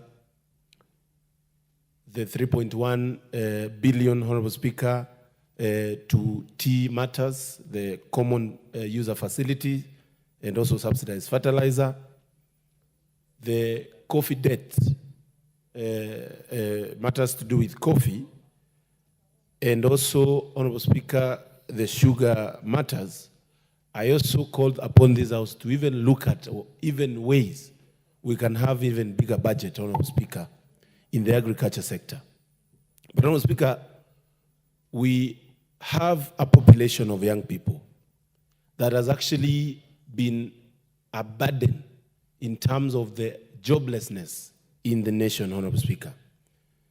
Going to statistics, Honorable Speaker, we have over 2 million graduates without jobs. And Honorable Speaker, 2.3 million in specific. That calls for measures that will ensure that we get jobs for our young people. And Honorable Speaker, where we can get jobs is where we are supposed to even put more money in this as we move forward. And Honorable Speaker, as I normally say, we need to actually look at systems that are working and empower them. We need to ensure we don't reinvent the wheel, but whatever works in this country should always be empowered, Honorable Speaker. And as we are talking about that, Honorable Speaker, where it is touching on our young people, that we have a big population of young people that are jobless, we need to empower that. And I welcome the monies put to employ to permanent and pensionable basis the JSS teachers, the intern doctors, and also, Honorable Speaker, the increment in monies for TVETs, because that is where our young people are. But Honorable Speaker, on the same breath, I want to say that we need to actually see how we can empower monies that are giving cheap credit to our young people who want to go into personal employments. And Honorable Speaker, money is like Uwezo funds. Money is like youth funds. It is a high time we see Treasury looking at how we can put more money in those, because those are systems that work. I have been a witness of how we have empowered young people in Manyata constituency with only 6 million Kenya shillings. I have groups that I've seen develop. Some have opened small hotels and they're making money. Others are doing farming. Others are doing issues to do with poultry farming. And Honorable Speaker, I can see results in those monies. And I call upon this parliament to look at those things and see how we can do it better. And Honorable Speaker, I also want to comment and see what we can do in terms of maintenance of our roads. Honorable Speaker, we have a crisis in terms of the low volume roads that have been done around the country. It is a high time, Honorable Speaker, we even change how the contract spells for maintenance of our roads. We need to stop giving people contracts of 1 year to finish a road and go. We need to actually have contracts that are running for more than 5 to 10 years so that maintenance of our roads, we don't form potholes on our roads. In another 5 years, we can have crisis. And Honorable Speaker, there is actually hue and cry in many areas of the country in the status of roads that were done previously in the last 5 years. And in my place, Honorable Speaker, there are so many roads that require recarpeting. And this is something that could have been handled if the contractor was given a 5 to 10 years contract to ensure those roads are okay and they are fine. Honorable Speaker, I also want to actually comment and say that while we have put money in county governments, I also want to support what members have proposed, that there's no way we can have even some county governments using only less than 10% of their monies on development and the rest of the money going to actually recurrent expenditure. It tells you there is actually wastage in the system, and we need to look at how we can place laws that are going to ensure most of the monies that goes to our county through devolution are actually used for development. And that is actually how CDF money has worked.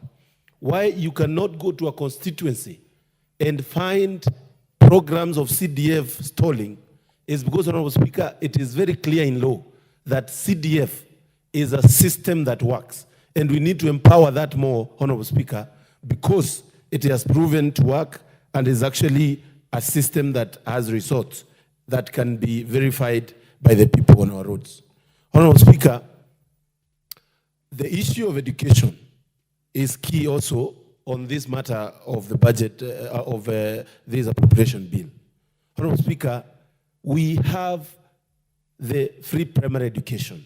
But Honorable Speaker, we have not been able to match the dream of Honorable Mwai Kibaki with infrastructure development, and we have actually compounded the problem by introducing the CBC program. Honorable Speaker, we need to actually do a lot on that.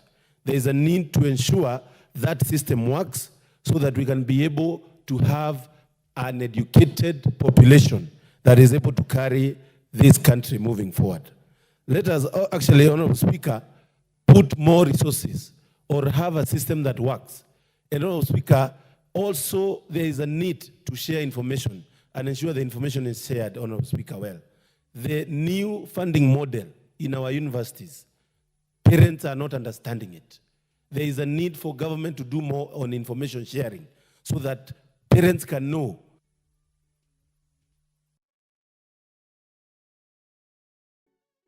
One minute for you to conclude that important point. Honorable Speaker, what I was saying is that the new funding model is a brilliant model, but there is a problem with information because parents are receiving those school fees of 400,000 and they are getting a stroke. Some are actually telling the kid to give up on the courses they want to do. Let the information be shared and let us have clear information from our universities and from government so that parents can know that this model is good and so that we can have our kids learning in peace. Honorable Speaker, I rise and thank you so much for that. Chairman Eric Muchangi.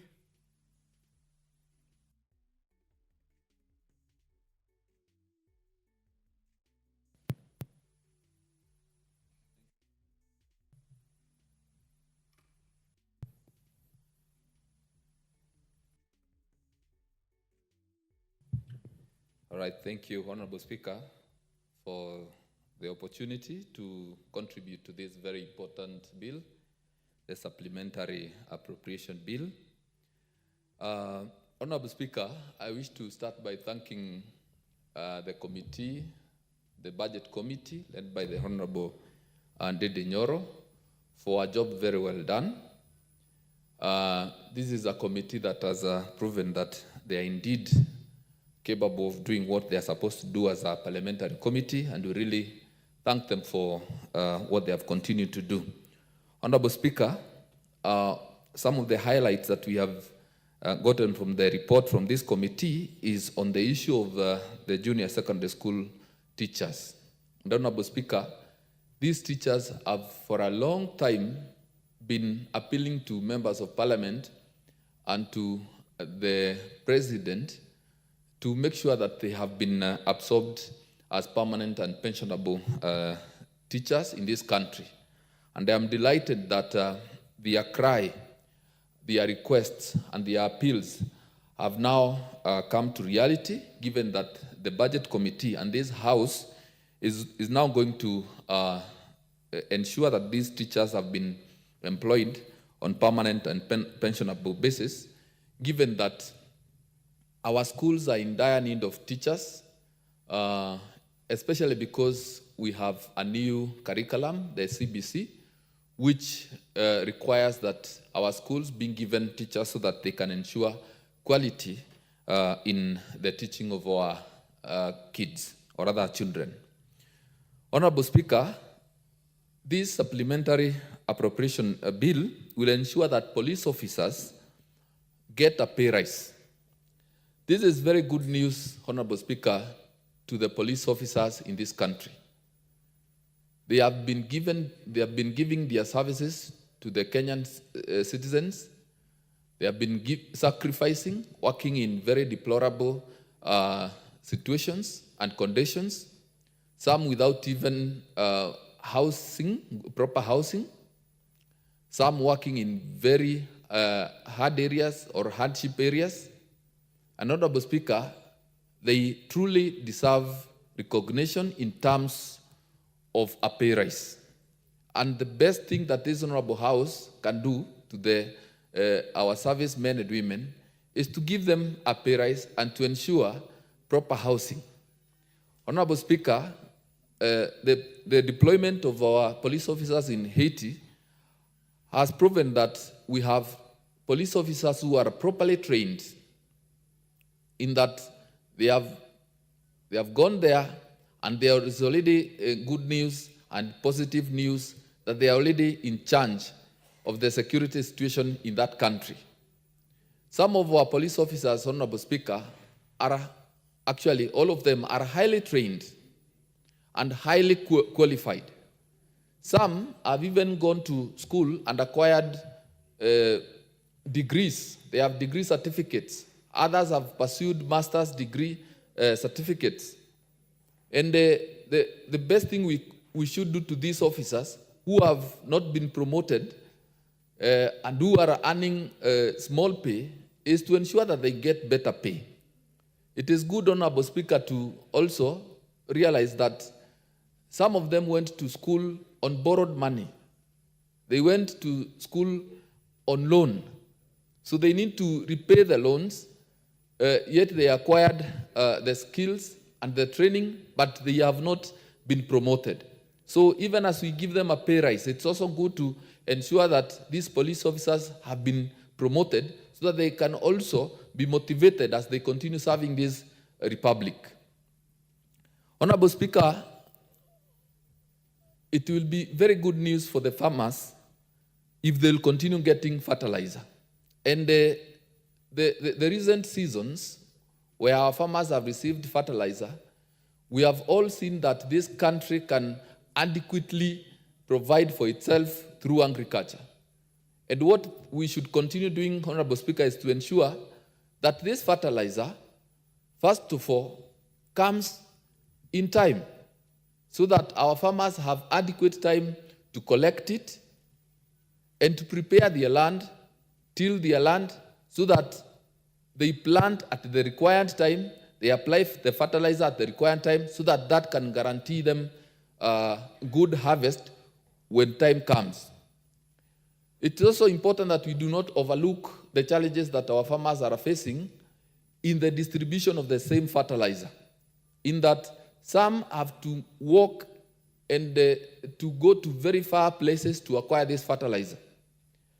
In the constituency where I come from, that is Runyenje's constituency, sometimes we have got to go to Embu town to go and get fertilizer from there.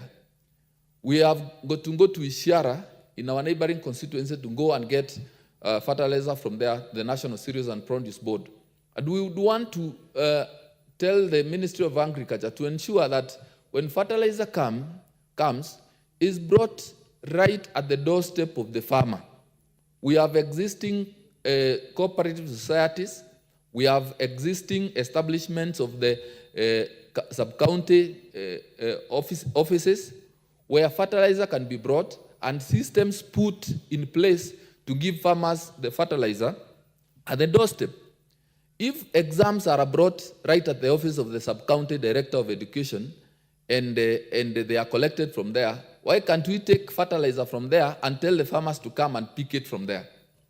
If during elections we take election material to the primary schools or to the polling centers, why can't we take fertilizer right at the doorstep of the farmer? I know it is doable, and once the government procures this fertilizer, it is now important that the Ministry of Agriculture ensures that it delivers it at the convenience of the farmer.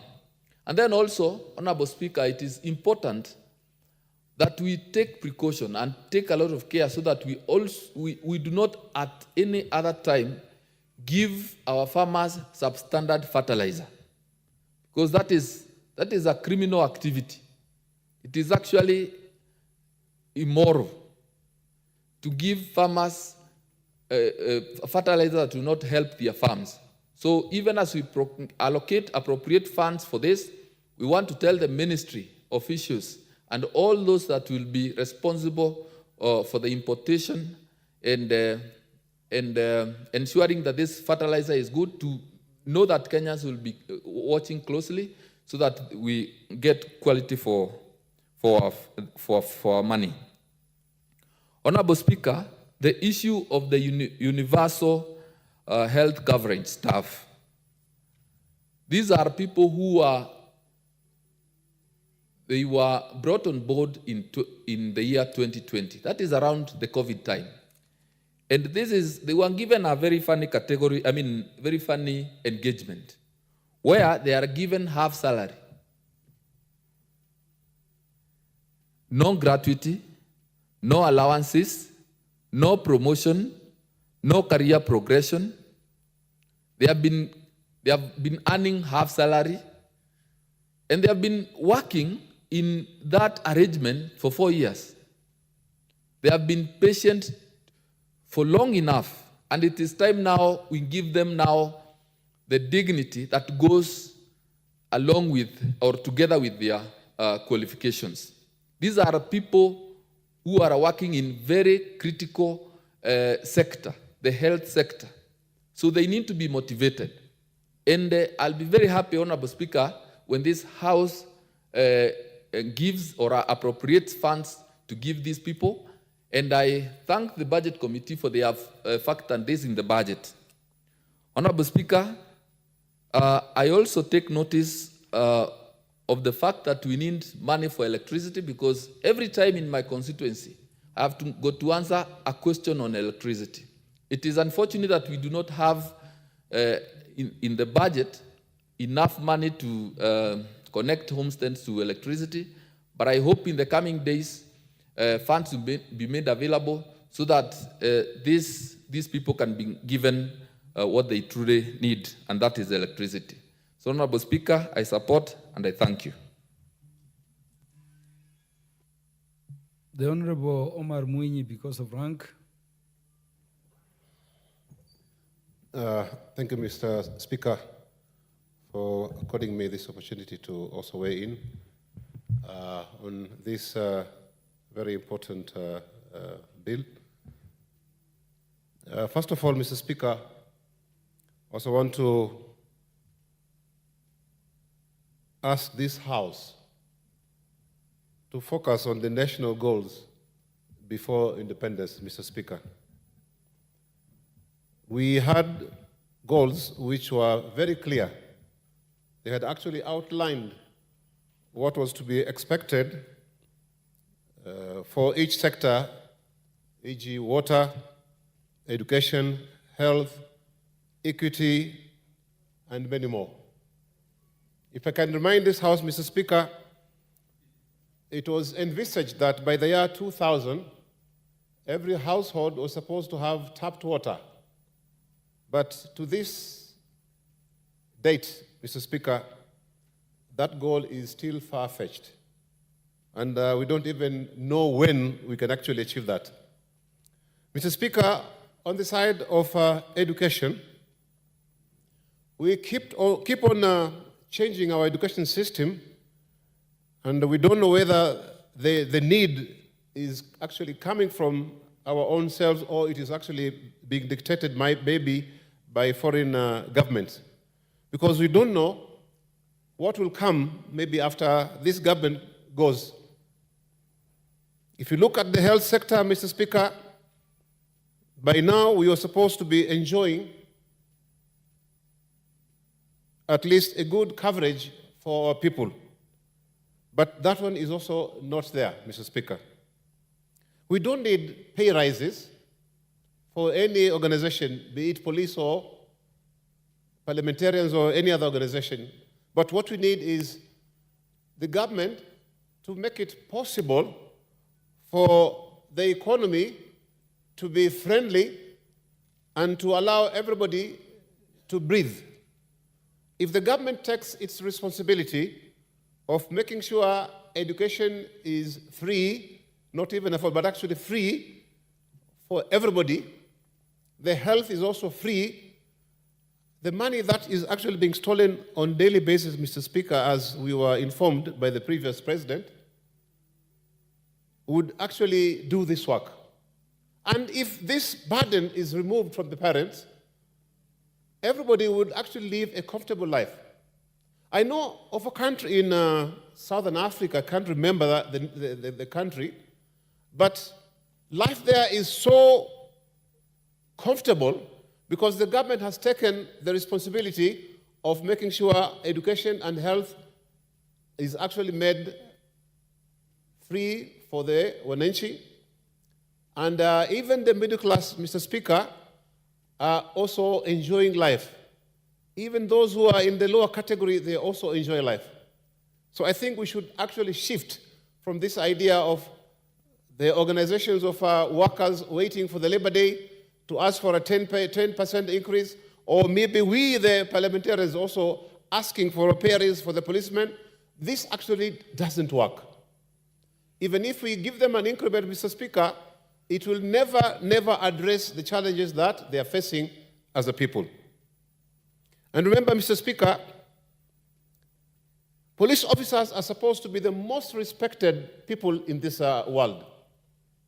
Go to countries which are actually developed, the police officers are so much polished, they are so much official, and they will never look for this thing that, of course, we call kitu kidogo in whatever they do. They look very responsible, Mr. Speaker. But in our case here, the first thing the policeman looks at you and he thinks of drawing something from you. And it is just not because of anything, but because the life is actually unbearable. Mr. Speaker, we should also look at the budget that we are actually making, or maybe we are purporting to be making or to be contributing as a House. Mr. Speaker, it is something that is commonly known by us that we do not control these budgets. Even this budget committee, Mr. Speaker, they come up with recommendations, but they are actually thrown out of there and thrown into the dustbins. It is actually something that is very known. Mr. Speaker, there are ministries and other organizations which are normally given funding which they cannot absorb. But interestingly, the following year, they would even ask for more, and yet we also disburse funds for them. So, Mr. Speaker, we are also culpable in that we are contributing towards the pilferage of the funds that, of course, we collect, which are supposed to be used for the development of the country. Mr. Speaker, we also look at manifestos. It is now common knowledge in this country, Mr. Speaker, that every government comes up with a manifesto which does not have, or which does not reflect the original goals of this country. For example, the goal of education, water, health, these are the goals which were set up during the independence. But to date, you find we are deviating from those goals, Mr. Speaker, like what my other colleagues was actually contributing, the chair of housing, the Hustler Fund. If you look at the Hustler Fund, how does it benefit this country? What if we spent that money towards health, towards education, towards improving infrastructure? It would actually have contributed immensely to this nation, Mr. Speaker. So we should actually deviate, Mr. Speaker, from cheap politics, politics of deceit. We should actually get away from that because we are now in the 21st century. We are supposed to come up with policies which are measurable, which are profitable to the country, which will make this country to move forward. Now, Mr. Speaker, we don't know the next government will come up with which manifesto, which of course definitely will never help this country to develop.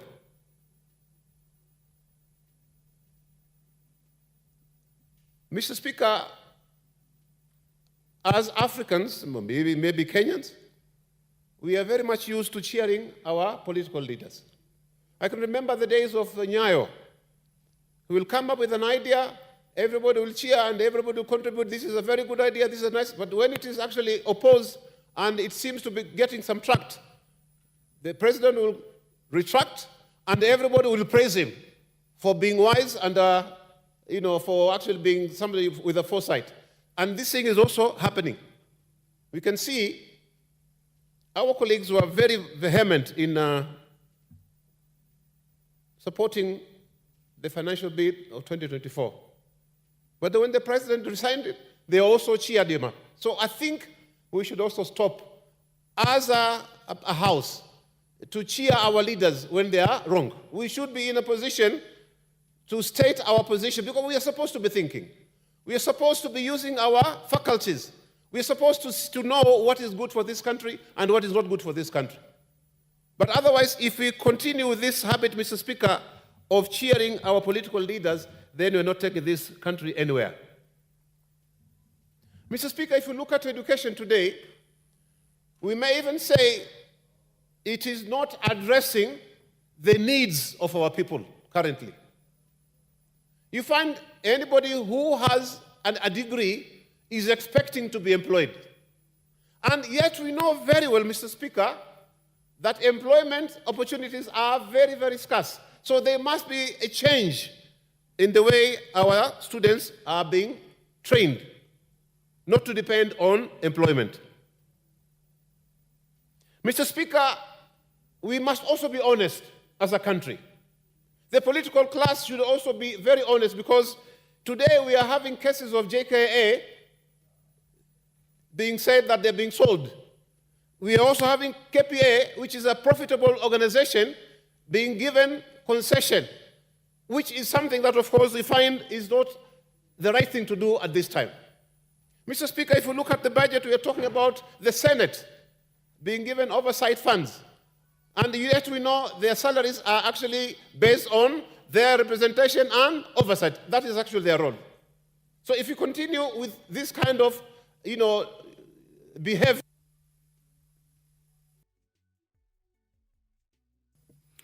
Honorable Mwinyi, only 30 seconds because two people are yet to speak. Then corruption, Mr. Speaker. Is corruption rewarding? Does it contribute towards the national development? Does it contribute to the national wealth? Is it encouraged? Yes, it is encouraged. And that is why we see political leaders who have stolen from the government kitty, they would always go behind the government of the day so that their cases are not actually activated in the court. So I think this corruption is something that should be dealt with the way the Chinese do it in their country. It would even be better if we have people being shot, being hanged for being corrupt, Mr. Speaker. Our national anthem. Thank you. The Honorable Robert Basil, MP for Yat. Thank you, Mr. Speaker, for giving me the floor. Like my friends have already said, allow me to thank the chairman for Budget and Appropriation Committee for bringing this bill to the House. This particular bill, the Supplementary Appropriation Bill, has some positives and some flaws, and I'll begin with the positives, which I'll start with the education sector. Mr. Speaker, for sure, absorbing the 46,000 teachers is a plus on this particular bill. The reason why I'm saying that, Mr. Speaker, is if you look at many teachers today, they're actually languishing in poverty because majority of them are not employed. Mr. Speaker, most of the parents today are shouldering the burden of paying BOM teachers when in actual sense, as taxpayers, the government should be the one to pay teachers for them. A case in point is my constituency, Yatta, where more than 30% of my teachers are actually BOM teachers, and that is a big burden for parents who are extremely struggling not only to exist, but to meet the basic needs in their families. And it's very unfortunate that they have been doing so when they are paying taxes. And that's why I applaud this particular bill for considering paying or recruiting 46,000 teachers to pensionable and permanent terms. Mr. Speaker, allow me also to appreciate the consideration of medical interns under the health sector, because you know for sure when you have a sick nation or sick people, you have a sick nation. And when we don't consider medical practitioners to be recruited to support promotion or discharging of health services is very unfortunate. And it is also worrying to see medical doctors actually striking at this point of time. So, Mr. Speaker, when these medical interns are being considered, that is a good thing, and that's why I applaud the chairman for budget for considering that, because doctors are not supposed to be on the streets, but they should be in hospitals or in health services, delivering services to our working force. Number three, Mr. Speaker, allow me to appreciate also the recognition of police. Remunerating police under this bill is very important, considering the very pertinent role that police play to make sure we are safe and to safeguard the country internally. So remunerating them is positive, and I appreciate that. Importantly, Mr. Speaker, is a school feeding program. The chairman of budget, Mr. Speaker, said that they have preserved the school feeding program. And I would recommend that the school feeding program be taken to all schools in the entire country in our constituencies, because if you look at school feeding program is an essential component of education, simply because students cannot concentrate when their stomach is empty. And that's why I really recommend the team under the chair of budget for appropriating money for school feeding program. On the floors, Mr. Speaker, I'll begin with electricity. Importantly, Mr. Speaker, you need to understand that most of the rural areas do not have electricity. In my constituency, more than 40% is not connected to electricity. And actually, if you look at electricity connectivity, when you connect a person to electricity, that is a new customer you are getting, Mr. Speaker.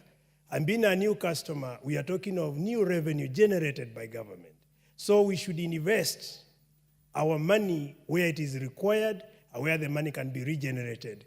And that's why we cannot say no to electricity. So that cutting of electricity should be reviewed, should be considered and reinstated so that at least we create a pool of new customers as we also connect our people with electricity and generate more revenue. Mr. Speaker, on irrigation, it's important to understand that food security is an important component of any nation. And it's actually shocking to hear that money has been cut on irrigation. We should be talking of mega dams being constructed in this country. In my case, I'll talk of Yatta Dam, among other dams which could be important to boost food productivity, produce raw materials, to support industries. And that's why I say we should look at our priorities and put money where it is rightly needed so that we don't have a bloated budget which is putting more weight to Kenyans instead of refocusing on areas where money can be recouped and economy of this country can be rejuvenated. And that's why I say electricity, irrigation for mega dams should have been considered. Mr. Speaker, I do agree with the chairman of budget when he said that some of the state agencies need to be collapsed. Mr. Speaker, it is unfortunate to see duplication of services within government, where you see in a government you have so many state agencies. Today we are talking of 290 parastatals, Mr. Speaker. Do we really need 290 parastatals? The answer is no. Why can't we reduce that number to about 100 parastatals at max so that we have enough saving to engineer that money to development? Mr. Speaker, additionally, why do we need 51 principal secretaries, Mr. Speaker? Why can't we lower that number to about 22 or 21 to align with the cabinet secretaries? The time of Moi, when the Moi government, when the late Moi was the president, we used to have one PS per ministry, one director per ministry, and that is where we need to go so that we have more savings to be able to channel this money to development. Mr. Speaker, that's important, and we should not throw it under the carpet if we are patriots and people are elected to represent our people across the country. Mr. Speaker, on equalization fund, I must say, Mr. Speaker, this money needs to be used wisely. The other time I spoke on this floor, where some areas were considered under the equalization fund, live in other areas. Why, Mr. Speaker, why can't we use baseline data to be able to know areas that have been marginalized so that resources can go to areas that have been ignored since 1963, Mr. Speaker? Let's put aside the tribal lands, the ethnic lines, which have been used in appropriation of resources, and use or appropriate resources based on needs and areas where they are required, Mr. Speaker. Importantly, Mr. Speaker, I also joined my other colleagues who talked about the oversight fund for senators. Mr. Speaker, it has to go on record. The duty of a member of parliament, including a senator, one starts with representation, number two is oversight, number three is legislation, Mr. Speaker. So when you pay someone for doing their job, having a salary, that is good. But why do we need to create another fund called Oversight Fund to pay senators when in actual sense they are being remunerated as people's representative at that capacity, Mr. Speaker? So that should be removed. It should not be in this appropriation bill because we don't need a senator or Senate Oversight Fund when in actual sense they are already paid to do oversight as we are equally done. Mr. Speaker, I also want to mention that going forward, let's consider itemizing our budget, Mr. Speaker. Because if we itemize our budget, it means we'll know where our money goes to.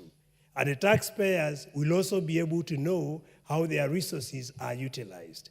And this is going to offset the agitation that you saw with the Gen Zs and the people protesting across the country, Mr. Speaker. We need to unify our country.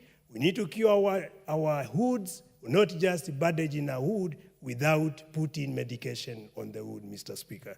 So with that, Mr. Speaker, I must say I support, but I also request the points are put forward to be considered, and more focus to be put on reducing recurrent expenditures and channeling more resources on development. Thank you. I submit, Mr. Speaker. The Honorable Basil. The Honorable John Makali, MP for Kandui. Thank you, Honorable Speaker, for giving me the opportunity to also weigh in on this particular supplementary appropriation bill. Mr. Speaker, we are living in very unprecedented times. Like they say, unprecedented times and their consequences, we must be able to make unprecedented solutions. As has been indicated by the speakers before, this supplementary appropriation bill is unprecedented. We are being confronted as a House to deal with a supplementary appropriation bill just 1 month, barely 1 month after we had passed the main budget. And the last 1 month, Honorable Speaker, has been a serious period of retrospection and introspection as a House. Mr. Speaker, the last 1 month have actually taught us several things as representatives of the people. And it has reminded me of the old American slogan that there should be no taxation without representation. What have we learned from the events of post-June 25th?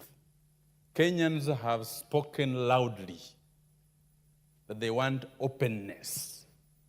Kenyans have spoken loudly that they want transparency. Kenyans have spoken openly and loudly that they want accountability, that they do not want wastage, that they do not want pilferage. And as a House of Representatives, whose clarion call is the welfare of society and the just government of the people, we have no choice but to listen to them. Mr. Speaker, Kenyans have told us that we need to consult them. And public participation is a key constitutional imperative, which we as a House, as we sit, we must be able to take into account. I am looking at this supplementary appropriation bill, and I want to ask myself, does it meet the aspirations of what Kenyans have told us before, or we are still repeating the same mistake? Mr. Speaker, in the remarks while moving this particular bill, the chairman of the Budget and Appropriation Committee indicated that we are expanding our deficit by borrowing more. Kenyans have told us in no uncertain terms that we have to live within our means. So, Mr. Speaker, as we sit and discuss this supplementary appropriation bill, Kenyans are watching us. Are we reducing the borrowing powers, or are we borrowing more? And, Mr. Speaker, if you looked at the report of the Budget and Appropriation Committee, it's saying we are going to have a 4.8% deficit, up from what was 3.84. Mr. Speaker, we need to look at that once we move into the committee of the whole House when we'll be discussing up this particular bill. But all is not lost. Let us look at the critical sectors of our economy. One of the critical sectors of our economy is agriculture. Mr. Speaker, agriculture accounts for 18% of our gross domestic product. And Mr. Speaker, in the report of the Budget Committee, we are happy that we are going to have subsidized fertilizer. But Mr. Speaker, we do not want to have the same story we had the last time, where we had fake subsidized fertilizer being distributed to our farmers. As a House and the committees of this House that are empowered to do oversight, we must raise up our bar to ensure that these funds that are being dispersed to the committees that we oversight in this particular House do their active role and do it properly for the benefit of the people whom we represent. My only disappointment is that in the budget, we are allocating a paltry 700 million shillings towards the sugarcane sector. Honorable Speaker, Nzoia farmers, Nzoia employees are owed quite a lot of money courtesy of non-payment. And Mr. Speaker, I think in the committee of the whole House, how I wished that we will need to increase the sums of money that are going towards the sugar sector reforms so that our farmers and the employees who are in those particular factories can be able to benefit and feel part and parcel of this particular government. So, Honorable Speaker, we will be insisting that moving forward, if we cannot be able to make up in this particular supplementary appropriation bill, we should be able to move in the second supplementary budget to ensure that we allocate more funds that will go towards ensuring that we complete the sugar sector reforms which we had actually started in this particular budget. I am also happy that we are going to employ JSS interns, 46,000 of them. But Mr. Speaker, I am worried that in my constituents and the county where I come from, we have close to teachers who graduated from 2013 and they have never been employed. We need to invest more money in this human capital. Most of those people who are demonstrating, I met actually a teacher who graduated way back in 2013 and saying, I will be able to demonstrate every Tuesday and Thursday because I've never gotten a job ever since 2013, ever since I graduated. So, Mr. Speaker, we need to create more employment opportunities as we be able to move on. We need to move and allocate more resources towards employment of a young generation, which is feeling left out, is not feeling included in this particular government, is not feeling that as legislators, we are actually taking up their issues very seriously. In regard to the education sector also, Honorable Speaker, much as we have allocated a huge chunk of money towards education, but we have problems in our educational institutions. If you go back to our secondary schools, our primary schools, the capitation that is meant to go to those schools never reaches there in time as and when it's required. Right now, some of the schools have closed early for lack of capitation. Head teachers are finding it very difficult to run those particular schools. So, Mr. Speaker, we'll be urging that as we move on, we need to begin moving to allocate more resources towards the education sector because it's critical in the development up of our nation. Mr. Speaker, my other worry is towards the infrastructure and rural electrification. Mr. Speaker, my constituency, only 40%, 45% of it has electricity. And Mr. Speaker, it is unfortunate that in this particular supplementary budget, we have deducted all those sums of money that were supposed to go towards the last mile and rural electrification. And particularly also the roads infrastructure. I have a road in my constituency, the Sangalo, Dorofu, Muskoma Road, which road, Mr. Speaker, got stuck way back in 2017. Right now, with these particular painful decisions we are making in this particular supplementary appropriation bill, hangs in balance. Mr. Speaker, as we move on and move towards the second supplementary appropriation bill, I am hopeful, Mr. Speaker, that we will be able to allocate more funds towards these particular stalled projects. Mr. Speaker, I'm happy that we have tried to allocate some money towards our men in uniform, especially our police officers. Mr. Speaker, the last 1 month, you could sympathize with the police officers who had to put their lives on the line to defend this country. Mr. Speaker, much as we are allocating some little increment towards their salaries,